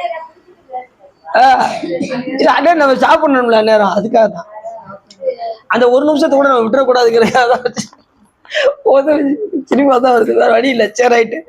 சரி, அப்படி உண்மையை மட்டுமே பேச வேண்டும். முன்னே கூறிய திறத்தினை யமதூதர்கள் வந்து எம்முடைய சுவாமி நாங்கள் செய்யும் குற்றவேல் அருள்வா என்று விண்ணப்பம் செய்ய சிவபெருமான் அருளி செய்த இத்திறத்தை யோகாதி புத்தி செய்து விதித்தபடி தண்டங்கள் செய்ய நாவினையுடைய யமராஜனை அச்சத்தோடும் கண்ட பாவிகள் யமராஜனுக்கு சத்துருக்கள் போல அவன் மனத்துக்கு வேறுபடுவார்கள். இப்ப நம்ம இங்கே தானே பார்த்துக்கிட்டு இருந்தோம். சரி, வேத ஆகமத்தின்படி யாரெல்லாம் நடக்கவில்லையோ அவர்கள் பூரா என்ன ஆவாங்க, யம தண்டனைக்கு உள்ளாவார்கள். வேத ஆகமத்துல சிவபெருமான் என்ன அழகு செய்திருக்கின்றாரோ, அருளினால் உரைத்த நூலில் வழி வழி அதன்மம் செய்யின் இருளெல்லாம் நிறைய துன்பத்திட்டு இரும்பாவும் தீர்ப்பன் பொருளாம் போகத்தை வைத்து புண்ணியமும் தீர்ப்பன் மருளெல்லாம் மலங்கள் தீர்க்கும் மருந்தும் இவை வைத்தியநாதன். அப்ப கெட்டது செஞ்சா அதுக்குரிய உலகம் நரகமும், நல்லது செஞ்சால் அதுக்குரிய உலகம் சொர்க்கமும், கடைசி இறுதியாக நமக்கு இருக்கக்கூடிய மலம் என்னன்னா ஆணவ மலம். அந்த மலத்தை யார் நீக்க முடியும் அப்படின்னா வைத்தியநாதன் தான் நீக்க முடியும், வேற யாராலையுமே நீக்கவே முடியாது. நெற்றியின் மீது ஏறும் புருவங்களையும் வலியுடைய உடம்பில் தோன்றிய மேனோக்கிய முகங்களாய் நிற்கும் ரோம வங்கிகளையும் நிறைந்த மீசையமைந்த முகத்தோடு கடிய கீழுதொடு மேலுதொடு நேரே நிற்கும் தன்மையின் துடிக்கும் தன்மையும் உற்றிருப்பவனாய். இப்ப எவன் எப்படி இருப்பாருங்கிற அந்த தன்மையை சொல்றாரு. அப்படி ஒவ்வொன்றையும் பிரிச்சு கொண்டு போவாரு. ஒவ்வொருத்தரையும் தனித்தனியா தண்டனை கொடுத்து அந்த யமலோகத்துக்கு கொண்டு செல்வார். அவர் எப்படி இருப்பார் அப்படின்னா அஞ்ஞானம் போன்ற திருமேனியும், அஞ்ஞானத்தில் விளங்கக்கூடிய திருமேனியா இருக்குமா, வலிமை அமைந்த 18 கைகள் இருக்குமா. யாருக்கு, எவனுக்கு எத்தனை கை இருக்குமா, 18. அதி கோரத்தையும் முகம் எப்படி இருக்குமா. இப்ப சிவபெருமானுக்கு அகோர முகம்னு இருக்கு தெரியுமா உங்களுக்கு. ஈசானம், தத்புருஷம், அகோரம், வாமதேவம், சத்யோஜாதம். அகோரம்னா சிவபெருமான் அப்படி பயங்கரமா இருப்பார் போலுக்க அப்படின்னு நம்ம நினைப்போம். கோரம் என்றால் அதுதான் கொடூரமா இருக்கும்னு அர்த்தம். அகோரம் அப்படின்னா அதுக்கு மாற என்னது, சாந்தம்னு அர்த்தம். சாந்தம்னு அர்த்தம். சாமி சாந்தத்தோட இருப்பாரு. இது தெரியாம ஆளாளுக்கு சிவபெருமான் பயங்கரமா இருப்பார் அப்படின்னு நினைச்சிட்டு இருக்காங்க. அவர் எப்பயுமே கருணையே வடிவானவர். ஈசானம் மேல் நோக்கி இருக்கும், தத்புருஷன் தத்புருஷன் கிழக்க பார்க்க இருக்கும், அகோரம் தெற்க பார்க்க இருக்கும், வாமதேவம் வடக்க பார்க்க இருக்கும், சத்தியோஜாதம் மேற்க பார்க்க இருக்கும். அந்த அகோர முகம் சாந்தமான முகமத்தோடு இருக்கும். அதுவும் கரிய நிறத்துல இருக்கும், வான நிறத்துல இருக்கும். கரிய புகை போனா எப்படி இருக்கும் அந்த மாதிரி நிறத்துல இருக்கும். ஈசான முகம் எப்படி இருக்கும் தெரியுமா உங்களுக்கு? ஸ்படிகமயமானது. ஈசான முகம் ஸ்படிக நிறத்துல இருக்கும். தத்புருஷ முகம் கோங்கப்பு நிறம், அதாவது மஞ்சள் கலர் நிறத்துல இருப்பார் சாமி. அகோர முகம் கரிய புகை வடிவம், வாமதேவமும் சிகப்பு நிற வடிவம், சத்தியோஜாத முகம் பால் நிற வடிவம், குழந்தை வடிவத்துல இருப்பார் சாமி. அதுலயும் கடைசி இந்த அதோ முகம் தான் குழந்தை, பச்சை குழந்தை, அதான் முருகர். சிவபெருமானுடைய 6வது முகம்தான். அதுவும் சண்டைக்கு போகும்போது சிவபுத்திரன் சொன்னான், பல் முளைக்காத பாலகனோடு சண்டையிடுவதானே. அப்ப சிவபெருமானுடைய 6வது முகம் எப்படி இருக்கு? பல்லே முளைக்காத குழந்தை எப்படி இருக்கும் அது மாதிரி இருக்கான முருகர். இது அவங்களுக்கு அப்படிதான் சாமி. அந்த பால வடிவம் தான் நாம முருகன் என்று அழைக்கின்றோம். முருகன் என்றும், அதமுகம் என்றும், சுப்பிரமணியன் என்றும், கந்தர் என்றும், கதிர்வேலன் என்றும், வெற்றிவேலன் என்றும், இப்படி பல்வேறு நாமத்தை சொல்லி நாம் அழைக்கின்றோம். எத்தனை நாமம் இருந்தாலும் ஒரே ஒரு நாமம் முருகப்பெருமானை வைத்து அழைத்தாலே மிக சிறப்புடையது. என்ன நாம சொல்லுங்க? இல்ல என்ன சொன்னீங்க நீங்க? கந்தன். நீங்க என்ன சொன்னீங்க? ஓம் சரவண பவ. நீங்க ஆனா முதல் நீங்க கரெக்டா சொன்னீங்க, முருகன் சொன்னீங்கல்ல, கரெக்ட். முருகாங்கிற அந்த ஒரு சொல்லு முருகப்பெருமானுடைய எல்லா நாமத்தையும் சொன்னதுக்கு சமம். தெரியுமா உங்களுக்கு? விழிக்கு துணை அவன் மென்மலர் பாதங்கள், மெய்மை குன்றா மொழிக்கு துணை முருகாவென்னும். முருகாவென்னும் நாமங்களா? நாமமா? நாமங்கள்னா எண்ணில்லாத நாமங்கள்னு அர்த்தம். நாமம் அப்படின்னா ஒரு பேர் தான். நாமங்கள்னா எண்ணில்லாத திருநாமம்னு அர்த்தம். அதனாலதான் முருகா என்றது ஒரு தரமும் அடியார் முடிமேல் இணைத்தால் அருள்வோனே அப்படின்னாரு நக்கீரதேவன். முருகா சொன்னா முருகனுடைய திருவடி நம்ம தலைமையில எப்பயுமே இருந்துகிட்டே இருக்குமா. ஒரு தடவை சொன்னாலே நீ எத்தனை சொல்றீங்களோ அதுக்கு தகுந்த மாதிரி திருவடியை விட்டு விலகாம இருக்கணும்னு சொல்லிக்கிட்டே இருக்கலாம். அந்த மாதிரி சாமியுடைய திருவடி நம்ம தலைமையில் இருந்து கொண்டே இருக்கும். சே, அப்படி இந்த முகம் வந்து எப்படின்னா அதிகோரமா இருக்குமா யம தர்மனுடைய அந்த முகம். தூய்மையும் அமைந்த இளம்பிறையை போன்ற பட்டுக்கள் தோன்ற சிறு முகத்தின் தீவினையுடையவர்கள் உள்ளம் அழிய சொரியும் வெவ்விய அக்கினிய விழிகளை, அக்னி விழி இருக்குமா, விழி வந்து அப்படியே ரொம்ப கொடூரமா பார்த்தாலே அக்னி பொரியிற மாதிரி இருக்குமா அவருடைய முகம். யாருடைய முகம்? யமதர்மனுடைய முகம். நெற்றியின் மீது வரும் புருவங்கள் வலிமையுடைய உடம்பில் தோன்றிய மேல் நோக்கிய முகங்களாய் இருக்கும். முகம் வந்து இப்படி மேல் நோக்கி இருக்குமா, கீழ் நோக்கி இருக்காது, மேல் நோக்கி இருக்கும். அப்ப மேல் நோக்கி இருந்தா அவர் யாரை பார்ப்பாரு? சிவபெருமானை தொழுதுகிட்டு இருப்பாருன்னு அர்த்தம். இப்ப சில இடங்கள்ல சிவபெருமானுடைய படத்தை பார்த்தீங்கன்னா இப்படி வச்சிருக்காங்க. அப்படி வைக்கலாமா? சிவபெருமானுடைய முகத்தை, சிவபெருமான் வந்து தட்சிணாமூர்த்தி கோலத்தை பார்த்துருக்கீங்களா? சாமி எப்படி இருக்காரு பார்த்துருக்கீங்களா? கீழே பார்த்துருப்பாரு. 4 முனிவர்களை பார்த்து இப்படி கீழே எப்படி இருப்பாரு பார்த்தீங்களா? அதுவும் கண்ணை மூடியும் மூடாம இருப்பாரு. நீ அந்த கோலத்தை பார்த்தீங்கன்னா தெரியும். இப்படி அரை இதை அப்படி மூடி இருப்பாரு. கீழ் நோக்கி பார்த்த மாதிரியா இருக்கும், மேல் நோக்கி பார்த்த மாதிரி திறவாமல இருப்பாரு. அப்படிதான் ரூல்ஸ் படி படம் இருக்கணும். ஆனா சில பேர் பார்த்தீங்கன்னா இப்படி மேலே பார்க்க வரைஞ்சிருக்காங்க. அப்படிலாம் வரையக்கூடாது. அவருக்கு மேல ஒரு யாருமே கிடையாது. சிவபெருமான் தான் கடவுள். அவருக்கு மேல வேற யாரு இருக்காங்க சொல்லுங்க பார்ப்போம். அப்படி போடக்கூடாதுன்னு சொல்றேன். சிவபெருமானுக்கு மேல யாரும் கிடையாது. அவர் தான் கடவுள். அவர் யார்? உயிர்களாகிய நம்மளை பார்த்து தான் இருப்பாரு. அதனால கீழ் நோக்கி தான் போடணும், மேல் நோக்கி போடக்கூடாது. சில பேர் புரிஞ்சிருக்கும் எந்த படத்தை சொல்றோன்னு உங்களுக்கு சில பேர் புரிஞ்சிருக்கும். சரி, மகமேறு போன்ற உயரத்தினையும் வெற்றியுடைய தண்டாயுதமும், கையில் என்ன வச்சிருப்பாராம்? தண்டாயுதம். மற்றுமுள்ள நெருப்பு போன்ற ஆயுதங்களும் முழுதும் தரித்திருக்கும் தன்மையினையும், யாவரும் காண கரிய மேகம் போன்ற கடாவின் மேல் வரும் சிறப்பினையும், என்றென்றும் அழகு பொருந்திய சிவந்த பரிவட்டத்தை தரித்திருக்கும் இயல்பினையும், இல்லை இதெல்லாமே உடையவர். ஆனா எப்படி இருப்பாராம்? கண்ணம் கரு கரு கரு கரு கருன்னு இருப்பாராம். எந்த வாகனத்துல வருவாரா? அருமை வாகனம். அதுவே வரும்போது கோபத்தோடயே அவரு அக்னியா இருக்கும். கண்ணு கருகருன்னு இருப்பாரு. கருமை வாகனத்துல வருவாரு. அதனால இருக்கும்போது என்ன செய்யக்கூடாது? பாவம் செய்யாதீரு மனமே, நாளை கோபம் கொண்டே யமன் கொண்டோடிடுவானே. பாவம் செய்யாம பார்த்துக்கணும், அவ்வளவுதான்.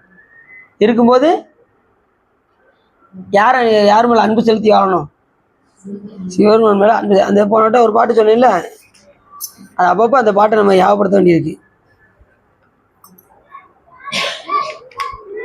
போன முறை ஒரு பாட்டு எடுத்து சொன்னோமே, யாருக்கா ஞாபகம் இருக்கா?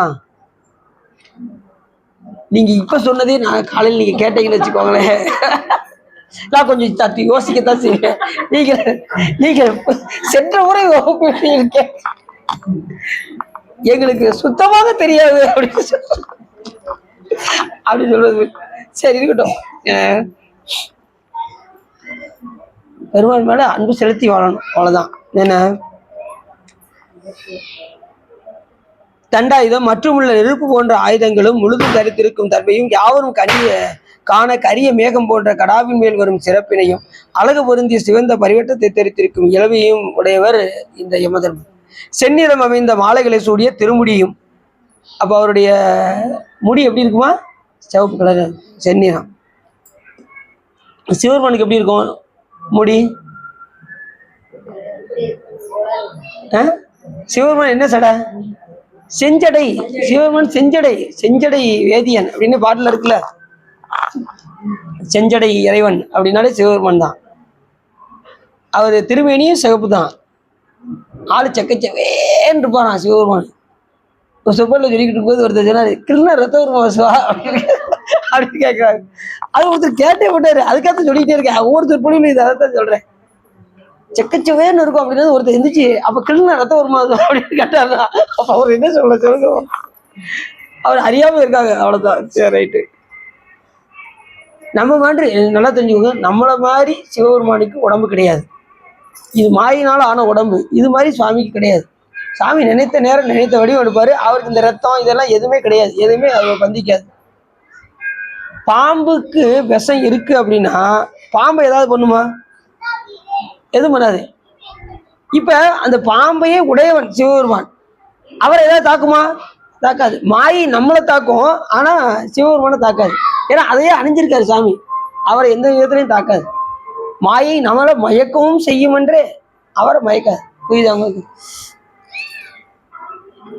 அப்படி செந்நிறம் அமைந்த மாலைகளை சூடிய திருமுடியும் வெவ்விய இடி போன்ற குரலின் மேம்பாட்டினையும் உலங்கும் கடலினோடு உலகங்கள் எல்லாவற்றையும் காவல் கொடுத்து விழுங்குவதற்கு விருப்பமுடையவன் போன்ற தன்மையும் எல்லா உலகத்தையும் விழுங்குற மாதிரியே இருப்பானான். யார் யாரெல்லாம் தப்பு செய்கிறாங்களோ அவங்களெல்லாம் விழுங்குறது போலே வருவாராம். பரந்த மேகம் போன்ற வடிவினையுடைய மிருத்தியும் ஒரு பக்கத்தில் இருக்க கரிய நிறத்தினோடு கூடிய காலன் ஒரு பக்கத்துல காலன் இருப்பாங்களாம். காலன்னா யாரு? யமதூதர்கள். இப்ப இந்த பாட்டுல சொல்றாருல, பாதிமதி நதி போது மணிசடை நாதர் அருளிய குமரேசா, அதுல யார சொல்றாரு? காலனை சொல்றாரா யமனை சொல்றாரா? காலன். நல்லது. காலன் என்பவன் யமதூதர்கள். யமதூதர்களுக்கு பேர் தான் காலன் பேரு. இல்ல இல்ல, காலன்யனை அணுகாமல் உணதிரு காலில் வழிபட அருள்வாயே. காலன் என்னை அணுகாமல் யார் வருவா? யமதூதர்கள் தான் வருவாங்க. காலன்னா யமதூதர்கள். அவன் வருவதற்கு முன்னாடியே உன் காலில் வழிபட எனக்கு அருள்வாயே அருணை சொல்ற. ஆதி அயனோடு தேவர் அசுரர் உலகு ஆளும் வகையுறு சிறைமீளா ஆடும் மயிலினில் ஏறி அமரர்கள் சூழ வளம் வரும் இளையோன சூத மிக வளர சோலை மருவும் சுவாமி வலைதனில் உறைவோன் சூரன் உடலற வாரி சுவரிட வேலை விடவல்ல பெருமா. எப்படி வர்றாரு அருணாது? பாதிமதி நதி போது நதி யார்கிட்ட இருக்கு? சிவபெருமான்கிட்ட தான் இருக்கு. எப்ப சொன்னாலும் அருணாதிரி சிவபெருமானையும் முருகப்பெருமானையும் வச்சே தான் சொல்லுவார். அப்படிப்பட்டவருடைய பையனே முருகா, நீ எப்படிப்பட்ட ஆளு தெரியுமா? அப்பேற்பட்டவர் சிவபெருமான். அந்த சிவபெருமான் என்ன பண்ணாரு? அந்த இதுல சொல்லுவார், உலகப்பட மேல் வளர்ந்த பெரிய பெரும் ஆளரங்கள் உலகளவு மால்மகிழ்ந்த மருகோனே. அவர் திருமாலையும் அப்பப்போ எடுத்து சொல்லுவார்.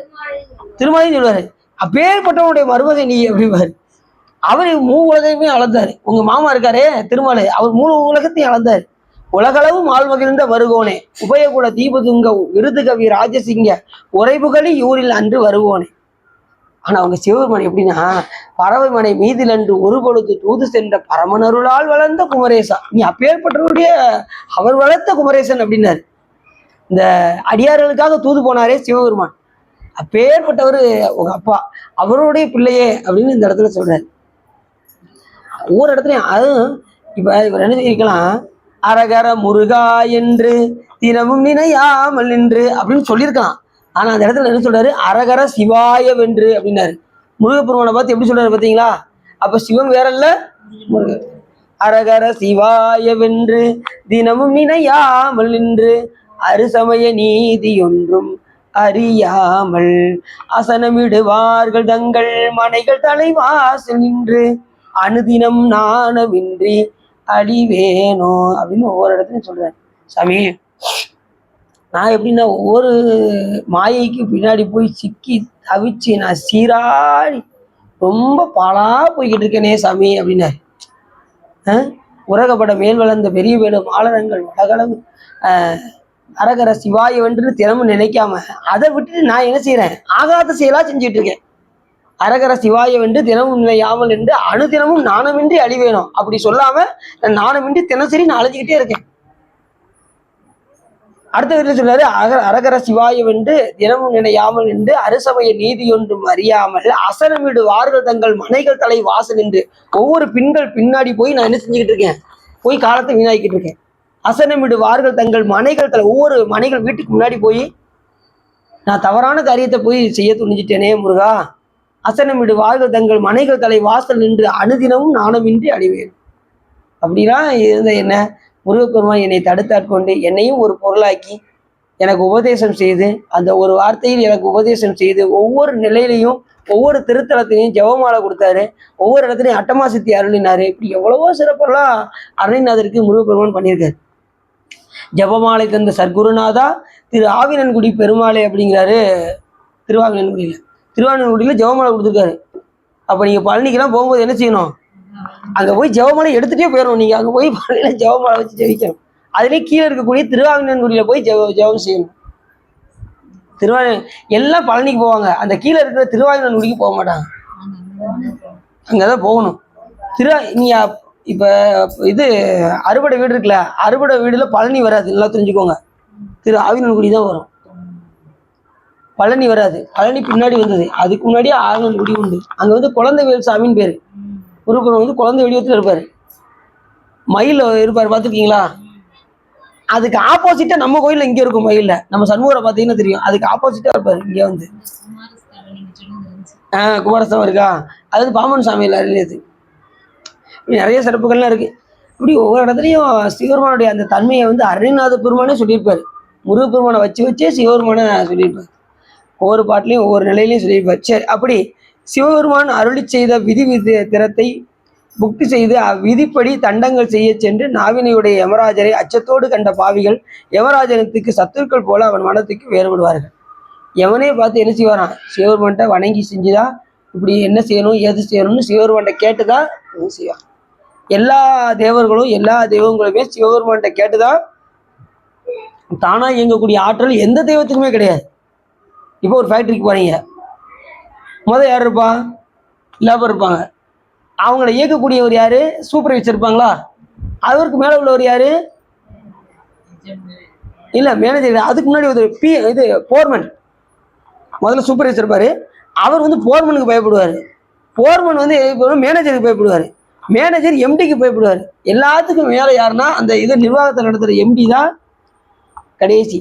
அதே போல் எல்லா தெய்வமும் ஒவ்வொரு தெய்வமும் அதை மேம்பட்டு இருப்பாங்க. சிறு தெய்வத்திலிருந்து ஒவ்வொரு தெய்வமாக பார்த்து அவருக்கு மேலே ஒருத்தர் பிரம்மா, அவருக்கு மேலே விஷ்ணு, இப்படி எல்லாத்துக்கும் மேலே ஒருத்தர் இருப்பார், அவர் தான் சிவபெருமான். எல்லாத்தையும் இயக்கக்கூடியவர் யார்? இப்போ வேதங்களே என்ன சொல்லுவோம்னா எல்லா தெய்வத்தையுமே சொல்லணும், இவர் உயர்ந்தவர், இவர் உயர்ந்தவர், இந்த தெய்வம் உயர்ந்தது அப்படின்னு சொல்லிகிட்டே போவோம். கடைசி எல்லா தெய்வத்தையும் இயக்கக்கூடிய சிவபெருமான்பா அப்படின்னு முடிச்சிடும். அதான் வேதம். வேதங்கள் ஐயா என ஓங்கி ஆழ்ந்து அகன்ற நுண்ணியனே அப்படின்னாரு. ஆனால் சாமி தான் எல்லாத்துக்கும் கெட்டியாருன்னா சிவபெருமான் என்பதை மறந்துடக்கூடாது.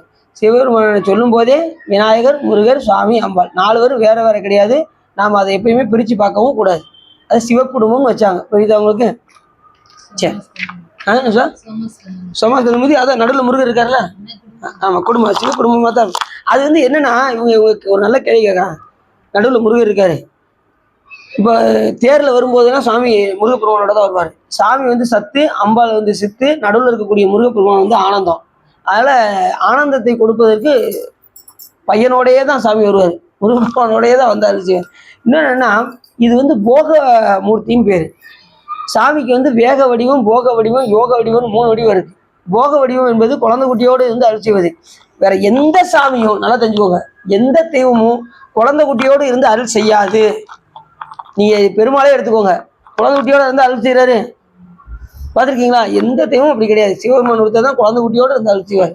அப்போ அவரை போய் நம்ம வணங்கினா நம்ம குழந்தை குட்டியோட சந்தோஷமா இருக்கணும். இது அவங்களுக்கு அப்படி அற்புதத்தையும் எதனை மட்டும் உண்டோ அன்போடு தன்னை 5 எழுத்தில் சொற்பதத்தில் வைத்து உள்ளம் அல்லூரும் தொண்டருக்கு எந்திசை கனகம் பற்பத கோயும் பைம்பொன் மாளிகையும் பவளவாயவர் பனைமுறையும் கற்பகப்பொழில் முழுதுமாம் கங்கை கொண்ட சோலை சிறத்தானேன்னு 9ஆம் திருவிழா ஆசிரியர் சொல்றார்.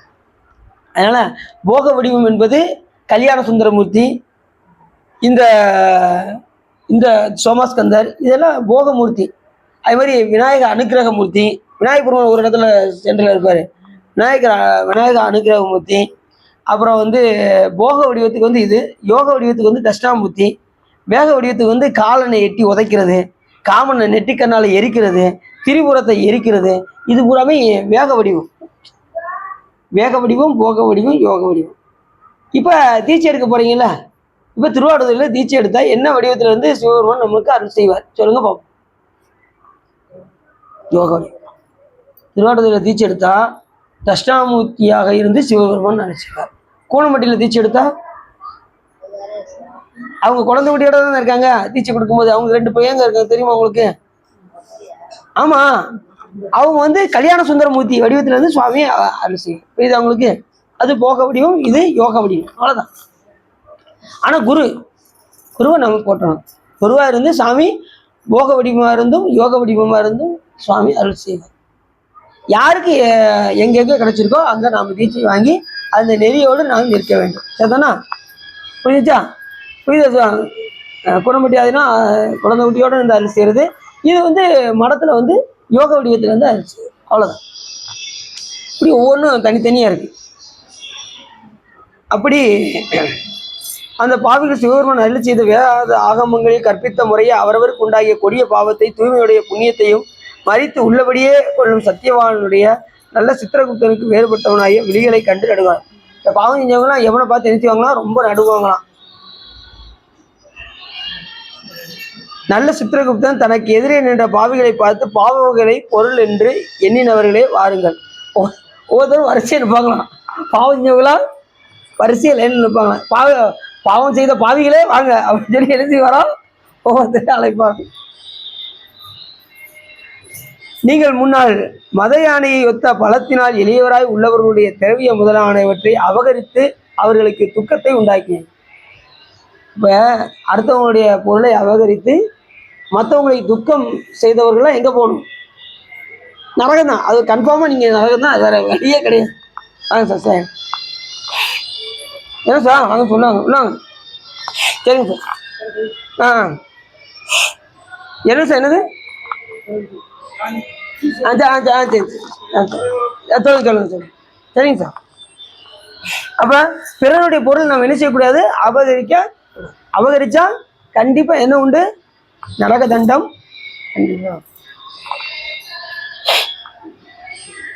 அப்படி ஏற்கனவே ஒரு கதை சொன்னேன்னு நினைக்கிறேன். ஆனால் ரொம்ப கொள்ளைக்காரன். ரொம்ப இந்த கதை எல்லாருக்கும் சொல்லியிருப்பேன். ஒரு சில பேர் சொல்லியிருக்கோம் நினைக்கிறேன். இந்த ராஜா கதை சொன்னீங்களா சார்? 3 கல் 5 கல் வச்சிருந்து அது சொல்லிட்டேன். சரி வேண்டாம், அடிக்கடி சொல்ல வேண்டாம், இருக்குது. எப்பயுமே நம்ம அடுத்த பொருள் மேலே நாம் என்ன செய்யக்கூடாது? ஆசை இருப்பதை கொண்டு திருப்தியாக வாங்கணும், அவ்வளோதான். இப்போ நம்மக்கிட்ட இதுதான் இருக்கா? இன்றைக்கி நம்ம சாப்பாடு கூட நம்ம வழி இல்லையா? எப்படியாவது யார் கொடுப்பா?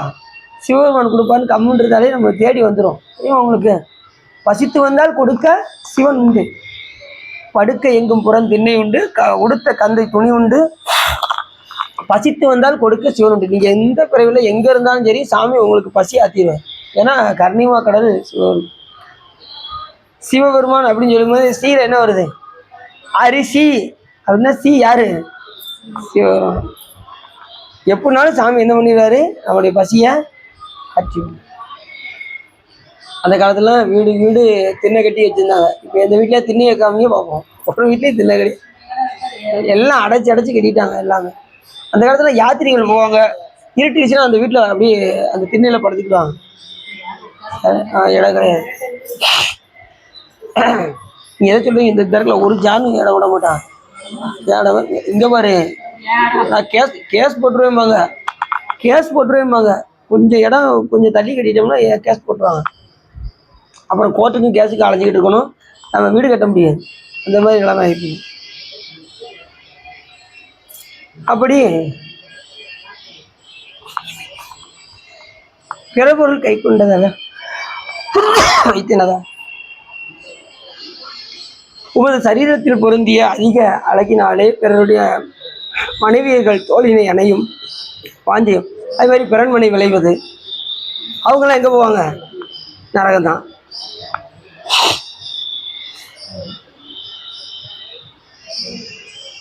அடுத்து பிறபொருள் கை கொள்வது, பிறன்மனை விளைவது, தீவினைகள் உங்களுடன் கூடி இல்லாமல் எங்கே போகும்? ஆகையினால் அப்பாவங்கள் தீரும்படி நரகத்திலே சென்று அதனுடைய உடலை இழைத்து துக்கத்தை அனுபவிக்கப்படவும். அப்ப இந்த தவறுக்கெல்லாம் எங்க போகணும்? அவங்க எல்லாருமே வரிசையில் நிற்பாங்க. சித்திரகுப்தன் ஒரு ஆள் பேரா வாசிப்பாங்க. கந்தசாமி கொஞ்சம் இப்படி வாங்க அப்படின்னாரு. அவர் வந்து எங்க நிக்கிறோம்? அப்படி வந்து முன்னாடி நிக்கிறோம்.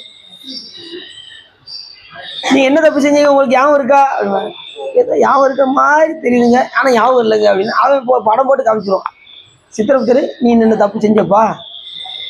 நான் எத்தனை தடவை பக்கத்து வீட்டுக்காரங்களை பார்த்து எதையும் செய்யாதன்னு சொன்னா கேட்டியா?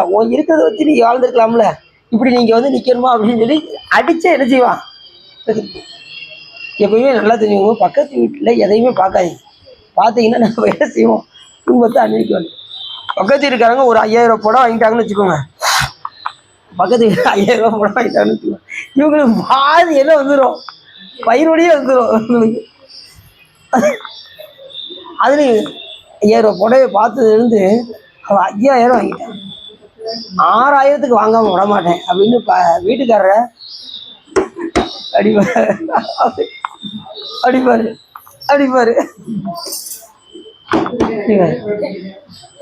இங்க இருங்க, பக்கத்து 5000 புடவை எப்படி இருக்கு தெரியுமா உங்களுக்கு? நீங்க பாருங்க, காலையில் அவன் வீட்டை விட்டு வெளியில வருவா, நீங்க பார்த்துட்டு நீங்க அதுக்கப்புறம் நீங்க எனக்கு வாங்கி கொடுக்கணுமா வாங்கி கொடுக்க வேண்டாம் நீங்க முடிவு பண்ணுங்க அப்படின்னு. மறுநாள் காலையில அந்த அம்மா வெளியில வரும். அந்த அம்மா வெளியில வரும், இவங்க இப்படி ஒரு இடி இடிப்பாங்க.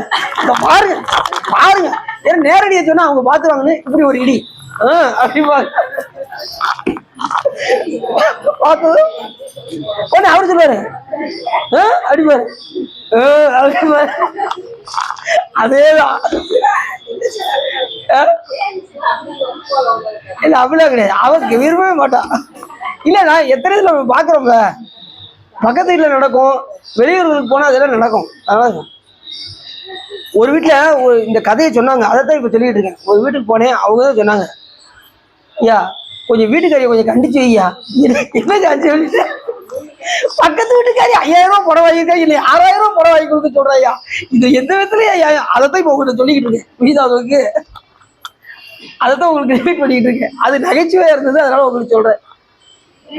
அதனாலதான் சொல்றேன், பக்கத்து வீட்டுக்காரவே பார்க்காதீங்க, உங்க இருக்குமதி கொண்டு திருப்தியாக வாழுங்க. உடனே அவரு ஒரு இடி அடிக்காங்க. அவரு இதேதான் அப்படின்ட்டு அவருக்கு அன்னைக்கு அப்பதான் சம்பளம் வாங்கிட்டு வந்துருப்பாரு. 6000 அங்க முடிஞ்சிடும். வாங்கும்போது 15000 அங்க வாங்கிடுவாரு. அதுலயே 6000 முடிஞ்சிடும். அப்புறம் என்னத்தை வச்சு வீட்டுல வாழ சொல்லுங்க பாப்போம். ரெண்டாவது, ஆடம்பரத்தை நாமே தேடிக்கிறோம். ஆடம்பரத்தை தேடாம இருந்தோம்னா நம்ம இருப்பதை கொண்டு திருப்தியாக வாழ்ந்தாலே நாம் சிவபெருமானுடைய அன்பை பெறலாம், சாமியை நிம்மதியா வழிபாடு பண்ணலாம். ஆடம்பரத்தை நம்ம பெருக்க பெருக்க பெருக்க இறைவனை நம்ம நினைக்க முடியாது. ஆடம்பரத்தை பெருக்க பெருக்க சாமியை நினைக்க முடியாது. இருப்பதை கொண்டு நம்ம மனம் திருப்தியோடு நம்ம போகலாம். சரி, அது மாதிரி இந்த உலகத்துல நம்ம என்ன சொல்லி வரக்கூடாது? பொய் சொல்லி வரக்கூடாது. பொய்யாமை அன்று புகழில்லை, எய்யாமை எல்லா அறமும் தரும். எல்லா அறத்தினுடைய புண்ணியமும் உங்களுக்கு வேணுமா? ஒருத்தர் பொய் சொல்லாம இருந்தா எல்லா அறமும் தரும், எல்லா அறமும் கிடைச்சிடும். உண்மை பேசு உண்மைதான் பேசணும் அப்படின்னு சொல்றதை விட பொய் சொல்லாமல் இருத்தல் மேல். பொய் அப்படி சொல்லி பாருங்க, நீங்க பொய் சொல்ல மாட்டீங்க. உண்மையை பேசணுமா, உண்மையை பேசணும்னு சொல்ல வேண்டாம். பொய் பேசாமல் இருப்போம், பொய் பேசாமல் இருப்போம்னா பொய் பேச மாட்டோம், உண்மையே பேசும். இப்ப ஒரு பொய்யை மறைக்கிறதுக்கு இன்னொரு பொய் சொல்லுவோமா சொல்ல மாட்டோமா? யோசிச்சு பாருங்க. ஒன்று அங்கே பார்த்த மாதிரி தெரியுது, நீங்க ஒன்று என்ன நீங்க அங்கே பார்த்துருவீங்க, என்ன மாதிரி இன்னொரு ஆளை பார்த்துருப்பீங்க, அதுக்கு ஒரு பொய். ஒன்று பார்த்தேன்னு சொல்றேன், நீ கண்டிப்பா என்னை பார்த்துருக்க மாட்டேன். நான் இப்போ பாருங்க உங்க முன்னாடி கேட்க அவர் அங்கதான் பார்த்துருப்பாரு, அங்கதான் இவர் இங்கே வந்துருப்பாரு. ஒரு பொய்யை மறைக்கிறதுக்கு இன்னொரு பொய், இப்படியே தொண்டு தொட்டு போய்கிட்டே இருக்கும் பொய். அதுதான் பொய்யாமை. அது எந்த அதிகாரத்தில் வச்சாரு? வாய்மை அதிகாரத்தில் வச்சாரு வள்ளுவர். பொய்யாமை அன்ன புகழில்லை. பொய் சொன்னா புகழே கிடைக்காது. என்ன கிடைக்கும்? ஈகழ் தான் கிடைக்கும். எய்யாமை எல்லா அறமும் தரும். அது எல்லா அறத்தோடைய பயனையும் தரும். பொய் பேசாம பார்ப்போம். எல்லாருமே நம்ம முயற்சி செய்வோம். திருவள்ளுவர் கூட்டி சாமிகிட்ட நம்ம விண்ணப்பம் பண்ணணும். பெருமானே உங்க மேல அன்பு செலுத்தி மாதிரி எனக்கு வாய்மையை பேச வை, உண்மையை பேச வை, மெய் அன்பை கூடு. சாமிகிட்ட நம்ம கேட்கறதுல மெய் அன்பு தான். அதை ஒன்றை கேட்டாச்சுன்னா எல்லாமே வந்துடும். சாமிகிட்ட அன்பை மட்டும் கேட்டாச்சுன்னா எல்லாமே வந்துடும். நீங்க போய் பேச மாட்டீங்க, உண்மையான அடியாரா இருப்பீங்க, எல்லாமே சாமி உங்களுக்கு கொடுக்க ஆரம்பிச்சு எல்லாம் தானா. அது இன்னொரு பாட்டில் சொல்றாரு, அதுவும் மெய் அடியார்கள் நமக்கு கிடைச்சிட்டா எந்த பிரச்சனையும். அன்பர் பணி செய்ய என்னை ஆளாக்கி விட்டு விட்டால் இன்ப நிலை தானே வந்து இதுவும் பராபரமே அப்படிங்கிறாரு தாய்மான சாமி.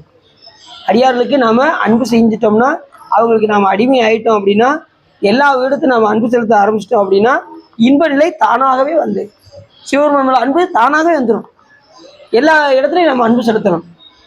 அதே அடியார்களுக்கு அடிமையா இருக்கணும், அடியாருக்கு அடிமையா இருக்கணும். அதான் எளிதில் மறைகள் தேரா இறைவனை எல்லில் தங்குள் பொழுதர் காலத்தென்று பூசரை விடாது செய்து தொழுதகை தலைமை தேர தொழும்பு கண்ணீரில் மூழ்கி அழுது அடி அடைந்த அன்பன் அடியவருக்கு அடிமை செய்வான். யாரு மாணிக்கவாசரை வழிபாடு செய்யறாங்களோ அந்த மாணிக்கவாசரை வழிபாடு செய்கின்ற அடியாருக்கு அடியன் அப்படிங்கிறார். அப்படி அடியாருக்கு அடியாராக, அப்படி ஒவ்வொரு அடியாருக்கு அடியாரா இருந்தோம்னா நாம சிவபெருமானுடைய அன்பை நாம் பெறலாம். அதுதான் சொன்னார், அன்பர் பணி செய்ய என்னை ஆளாக்கி விட்டுவிட்டால் இன்ப நிலை தானே வந்து இதுவும் பராபரமே அப்படின்னார். ஆராய்ந்து பார்க்கும் இடத்து கொடிய நரகத்து துன்பை அனுபவித்தவர்களே பொல்லாத பாவங்களை ஒளிந்தார் ஆவார்கள். அப்படி நரகத்தை அனுபவிக்காமல் பாவங்கள் ஒளியுமாறு எப்படி தீவினையை நன்மை ஒன்றும் மிகவும் உட்கொண்டவர்களே, நீங்கள் நரகம் அனுபவிப்பதற்கு இவ்விடத்திலே பயப்படுவீர்களானால் செய்த பாவம் எப்படி நீங்கும்? நீங்க இப்ப பயந்துகிட்டு இருந்தீங்கன்னா எப்படிப்பா பாவம்லாம் நீங்கும் அப்படின்னு சொல்லியே என்ன சொல்லி வரான் நரகத்துக்கு. எல்லாரும் யமனை பார்த்தாலே பயப்படுவாங்களாம். அங்க போயாச்சுனாலே அந்த நிறத்தை பார்த்ததுமே, அந்த கொடிய அந்த கோர முகத்தை பார்த்தாலே எல்லாம் பயந்து நடுங்கி அப்படியே இருப்பாங்க. இத்தன்மையுடைய நீதி வசனங்களை சித்திரகுப்தன் அத்தீவினை உடையோருக்கு பொருந்த சொல்லி நிற்பான். பின்பு யமராஜனும் வெகுண்டு அப்பாவிகளை கொடுமையாக பார்த்து, முன்னால் நீங்கள் மனுநெறி முறையை எல்லா மறந்து பாவங்களை செய்தீர்கள், இப்பொழுது நரகம் செல்வதற்கு மடிவது என்ன என்று சொல்ல. ஏற்கனவே இருக்கும்போது நல்ல பாவத்தை செஞ்சீங்களே, இப்ப ஏன் பயப்படுறீங்க? ஏற்கனவே பயம் இல்லாம செஞ்சுட்டீங்க பாவத்தை, இப்ப ஏன் பயப்படுறீங்கன்னு கேட்டே என்ன செய்வாராம், நரகத்தான் நரகம். அப்ப எப்படி இருக்கும் பாருங்க. நிறைய இருக்கு. நம்ம இருக்கிற காலத்துல நம்ம யமனை பத்தியே நம்ம நினைக்கவே வேண்டாம். நமக்கும் யமனுக்கும் ரொம்ப தூரம். ஏன்னா எல்லா நாவலையும் என்ன சொல்றீங்க, நமச்சிவாயவே ஞானமும் கல்வியும், நமச்சிவாயவே நானறிவிச்சையும். தினசரி திருமுறையில் பாடுறீங்களா? தினசரி நமச்சிவாயத்தை நாவலில் நடுநிறுத்துறீங்களா? யமதூதரும் அஞ்சுவர் இன்சொல்லால் நயம் வந்து ஓதவல்லாதவை நன்றி. யாரு நமச்சிவாயத்தை நாவில் நவென்று ஏற்றுகின்றார்களோ யமதூதர்கள் பயப்படுவார்கள், வந்து உங்களை வணங்கிட்டு தான் போவார்களே ஒழிய நம்மளை எடுத்து செல்ல வேண்டும் என்று விரும்ப மாட்டோம். அப்படி மீறி எடுத்து சென்றால் சிவபெருமான் என்ன பண்ணுவாராம், தடுத்து ஆட்கொள்வார். இதுதான். அதனால் நம்ம எதை பற்றியும் பயப்பட வேண்டியதில்லை, யமனை பற்றி பயப்பட வேண்டியதில்லை. இதெல்லாம் உலக தர்மமும் இது சிவ தர்மம். உலக தர்மத்துக்கு மாறாக இருப்பது சிவதர்மம். சிவதர்மமே தனியாக இருக்கும். இதை செய்யக்கூடாது அப்படின்னா அதை செய்யக்கூடாது, எதை செய்யணுமோ அதை செய்யணும். விதித்தன செய்தலும் விளக்கியன ஒளிதலும். எதை விதிச்சிருக்கோ அதை செய்யணும், எதை விளக்கணுமோ அதை விளக்கணும். அதுதான் சிவதர்மம். காலையில் அனுஷ்டானங்கள் செய்யணும், அது விதித்தது. இந்திய தொலைக்காட்சிகளில் முதல் முறையாக விளக்குதல். வேற என்ன செய்யக்கூடாது? பொய் சொல்லக்கூடாது அப்படின்னா பொய் சொல்லக்கூடாது. இதெல்லாம் விளக்கியான ஒழிதல், இதெல்லாம் தவிர்க்கணும். அடுத்தவர்களை பற்றி கோல் சொல்லக்கூடாது, அதெல்லாம் விளக்குதல். எதெல்லாம் கடைபிடிக்கணுமோ அதை திருக்கோயிலுக்கு செல்லணும், அது கடைபிடிப்பது. ஆமாம் அவன் தீவாய் நரகிடைக்கிட்டு அதுலேயும் ஈயத்தை காய்ச்சி, ஆமாம் அந்த மாதிரி தண்டனை ஈயத்தை காய்ச்சி ஊற்று வரான். பொய் சொல்கிறவங்க வாயிலேயே ஊற்று வரான். அடுத்தவங்களை பற்றி கோல் அடுத்தவங்க வீட்டில் நடக்கிறத காதில் கேட்டால் காதலே ஈயத்தை காய்ச்சி ஊற்றுவான். அதில் இந்த தப்பெல்லாம் நம்ம செய்யக்கூடாது. முடிஞ்ச வரைக்கும் இறை நாமத்தை நம்ம சொல்லிக்கொண்டே இருக்க வேண்டும், திருமுறைகள் பாடிக்கொண்டே இருக்க வேண்டும். இந்த தர்மத்தெல்லாம் நம்ம தெரிந்து வைத்துக்கொள்ள வேண்டும். சிவ தர்மத்திரத்தெல்லாம் தெரிந்து வைத்துக்கொண்டு வாழ்வில் நாம் சிறந்து விளங்க வேண்டும். சிவபெருமானை அதிகமாக நேசிக்க வேண்டும். சிவ தர்மத்தை நாம் கடைபிடிக்க வேண்டும். இறைவனுடைய பேரன்பை நாம் பெற வேண்டும். நீங்கள் முழுக்க முழுக்க அதுதான், சாமியுடைய பேரன்பை நாம் பெற வேண்டும். பேராமை வைக்க வேண்டும் பெருமானை. பேரின்பம் பேராமை வைக்க வேண்டும் பெருமான். அதுலேயும் என்ன சொன்னார் இன்னொரு பாட்டில்? பெறவே வேண்டும் மெய் அன்பு, பேரா ஒளியா பிரிவில்லா மறவா அன்னையா அளவில்லா மாலா இன்ப மாக்கடலே என்று ஒவ்வொரு இதுலையும் மாணிக்க பெருமானை நீங்கள் திருவாசகத்தில் எடுத்துட்டிங்கன்னா எல்லா பாட்டிலையுமே அன்பு ஒன்றை தவிர. அதுதான் அடிக்கடி நம்ம என்ன செய்கிறோம், திருவாசகம் முற்றுவதல். சரி அப்படியாவது அன்பு வரட்டும் அப்படிதான் முற்றுவதல் அதிகமாக வைக்கின்றோம். சரி, அதுக்காக மற்றது அன்பு வராதா? தேவாரம் வருமா வராதா? தேவாரம் வரணும், அன்பு. தேவாரம் தேனா என்னது, ஆரம்னா என்னது? தேனா தேவன் சிவபெருமான், ஆரம்னா மாலை அன்பு. சிவபெருமான் மேல் அன்பு செலுத்துறது தான் தேவாரம். இது உங்களுக்கு ஆரம் என்றால் அன்பு, இறைவன் மேல் அன்பு வைக்கின்ற பதிகத்துக்கு தான் தேவாரம் நம்ம சொல்கிறோம். இது அவங்களுக்கு முதல்ல தேவாரத்தை பாடினது யார் சொல்லுங்க பார்ப்போம். என்ன எல்லாரும் இப்படி யோசிக்கிறாங்க? முதலில் தேவாரத்தை பாடியது யார்? திருஞான சம்பந்தரா? சரி சரி, தேவாரம் யார் பாடினது? தேவாரம் திருநாவுக்கரசு பெருமான் தான் பாடினது. திருநாவுக்கரசு பெருமான் பாடின இதுக்கு தான் தேவாரம்னு பேர். திருஞான சம்பந்த பெருமான் பாடினதுக்கு திருக்கடைக்காப்புன்னு பேர். சுந்தரமூர்த்தி சுவாமிகள் பாடியதுக்கு திருப்பாட்டுன்னு பேர். மாணிக்கவாசக பெருமான் பாடினதுக்கு தான் திருவாசகம்னு பேர். புரிஞ்சிச்சா? அடுத்து வந்தவங்க தான் என்ன செஞ்சிட்டாங்க, மூணையும் சேர்த்து தேவாரமாக ஆக்கினார்கள்.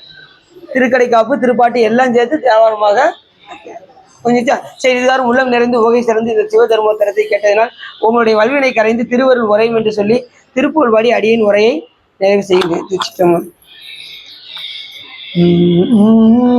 தண்டையணி வெண்டையும் கிண்கிணி சதங்கையும் தன்களல் இளம்புடன் கொஞ்சவே நின் தந்தையினை முன்பறிந்தின்ப உரி கொண்டு நின் சந்தமுடனைந்த நின் அன்பு போல கண்டுர கடம்புடன் சந்த மகுடங்களும் கஞ்சமல செங்கையும் சிந்து வேலும் கண்களும் முகங்களும் சந்திர நிறங்களும் கண்குளிர எந்த முன் சந்தியாவோ குண்டரிக ரண்டமும் கொண்ட பகிரண்டமும் பொங்கியள வெங்கலம் கொண்ட போது பொன்கிரிய நெஞ்சிறந்தெங்கினும் வளர்ந்து முன் புன்னரிக தந்தையும் சிந்தை கூற கொண்ட நடனம் பதம் செந்திலும் எந்தன் முன் கொஞ்சி நடனம் கொள்ளும் கந்தவேலே கொங்கை குற மங்கையும் சந்தமனம் உண்டிடும் கும்பமுனி கும்பிடும் தம்பிரானே கைலாய பிரமையில் இவையான போத நெறிகாட்டும் என்னை பயில்வாய் மெய்கண்டான் தந்ததிக்கோர் மெய்யான பானுவாகி குயிலாரும்புள் திருவாவடுதறிவாள் ஒரு நமச்சிவாய் தேவன் சைலாதி மரபடையும் திருமரபு நீடூழி தலைக மாதோ வான்முகில் வளாதுவிக மடிவளம் சுரக்க மன்னன் கோன்முறை அரசு செய்க குறைவில்லாது உயிர்கள் வாழ்க நான்முறை அறங்கள் ஓங்க நற்றவும் வேள்வி மல்க மேன்மைகள் சைவ நீதி விளங்குக உலகமெல்லாம் பையம் நீடுக மாமலை பண்ணுக மெய் விரும்பிய அன்பர் விளங்குக சைவ நன்னெறிதான் தலை தோங்குக தெய்வன் திருநீர் சிறக்கவே திருச்சிற்றம்பலம் பார்வதி பதையே தென்னாடுடைய சிவனையே போற்றி வெற்றிவேல் முருகனுக்கு திருச்சிற்றம்பலம் தில்லையம்பலம் பொன்னம்பலம் அருணாச்சலம் ஏகாம்பரம் வித்தியாசம் கரெக்டாக 7:30 முடிச்சாச்சா?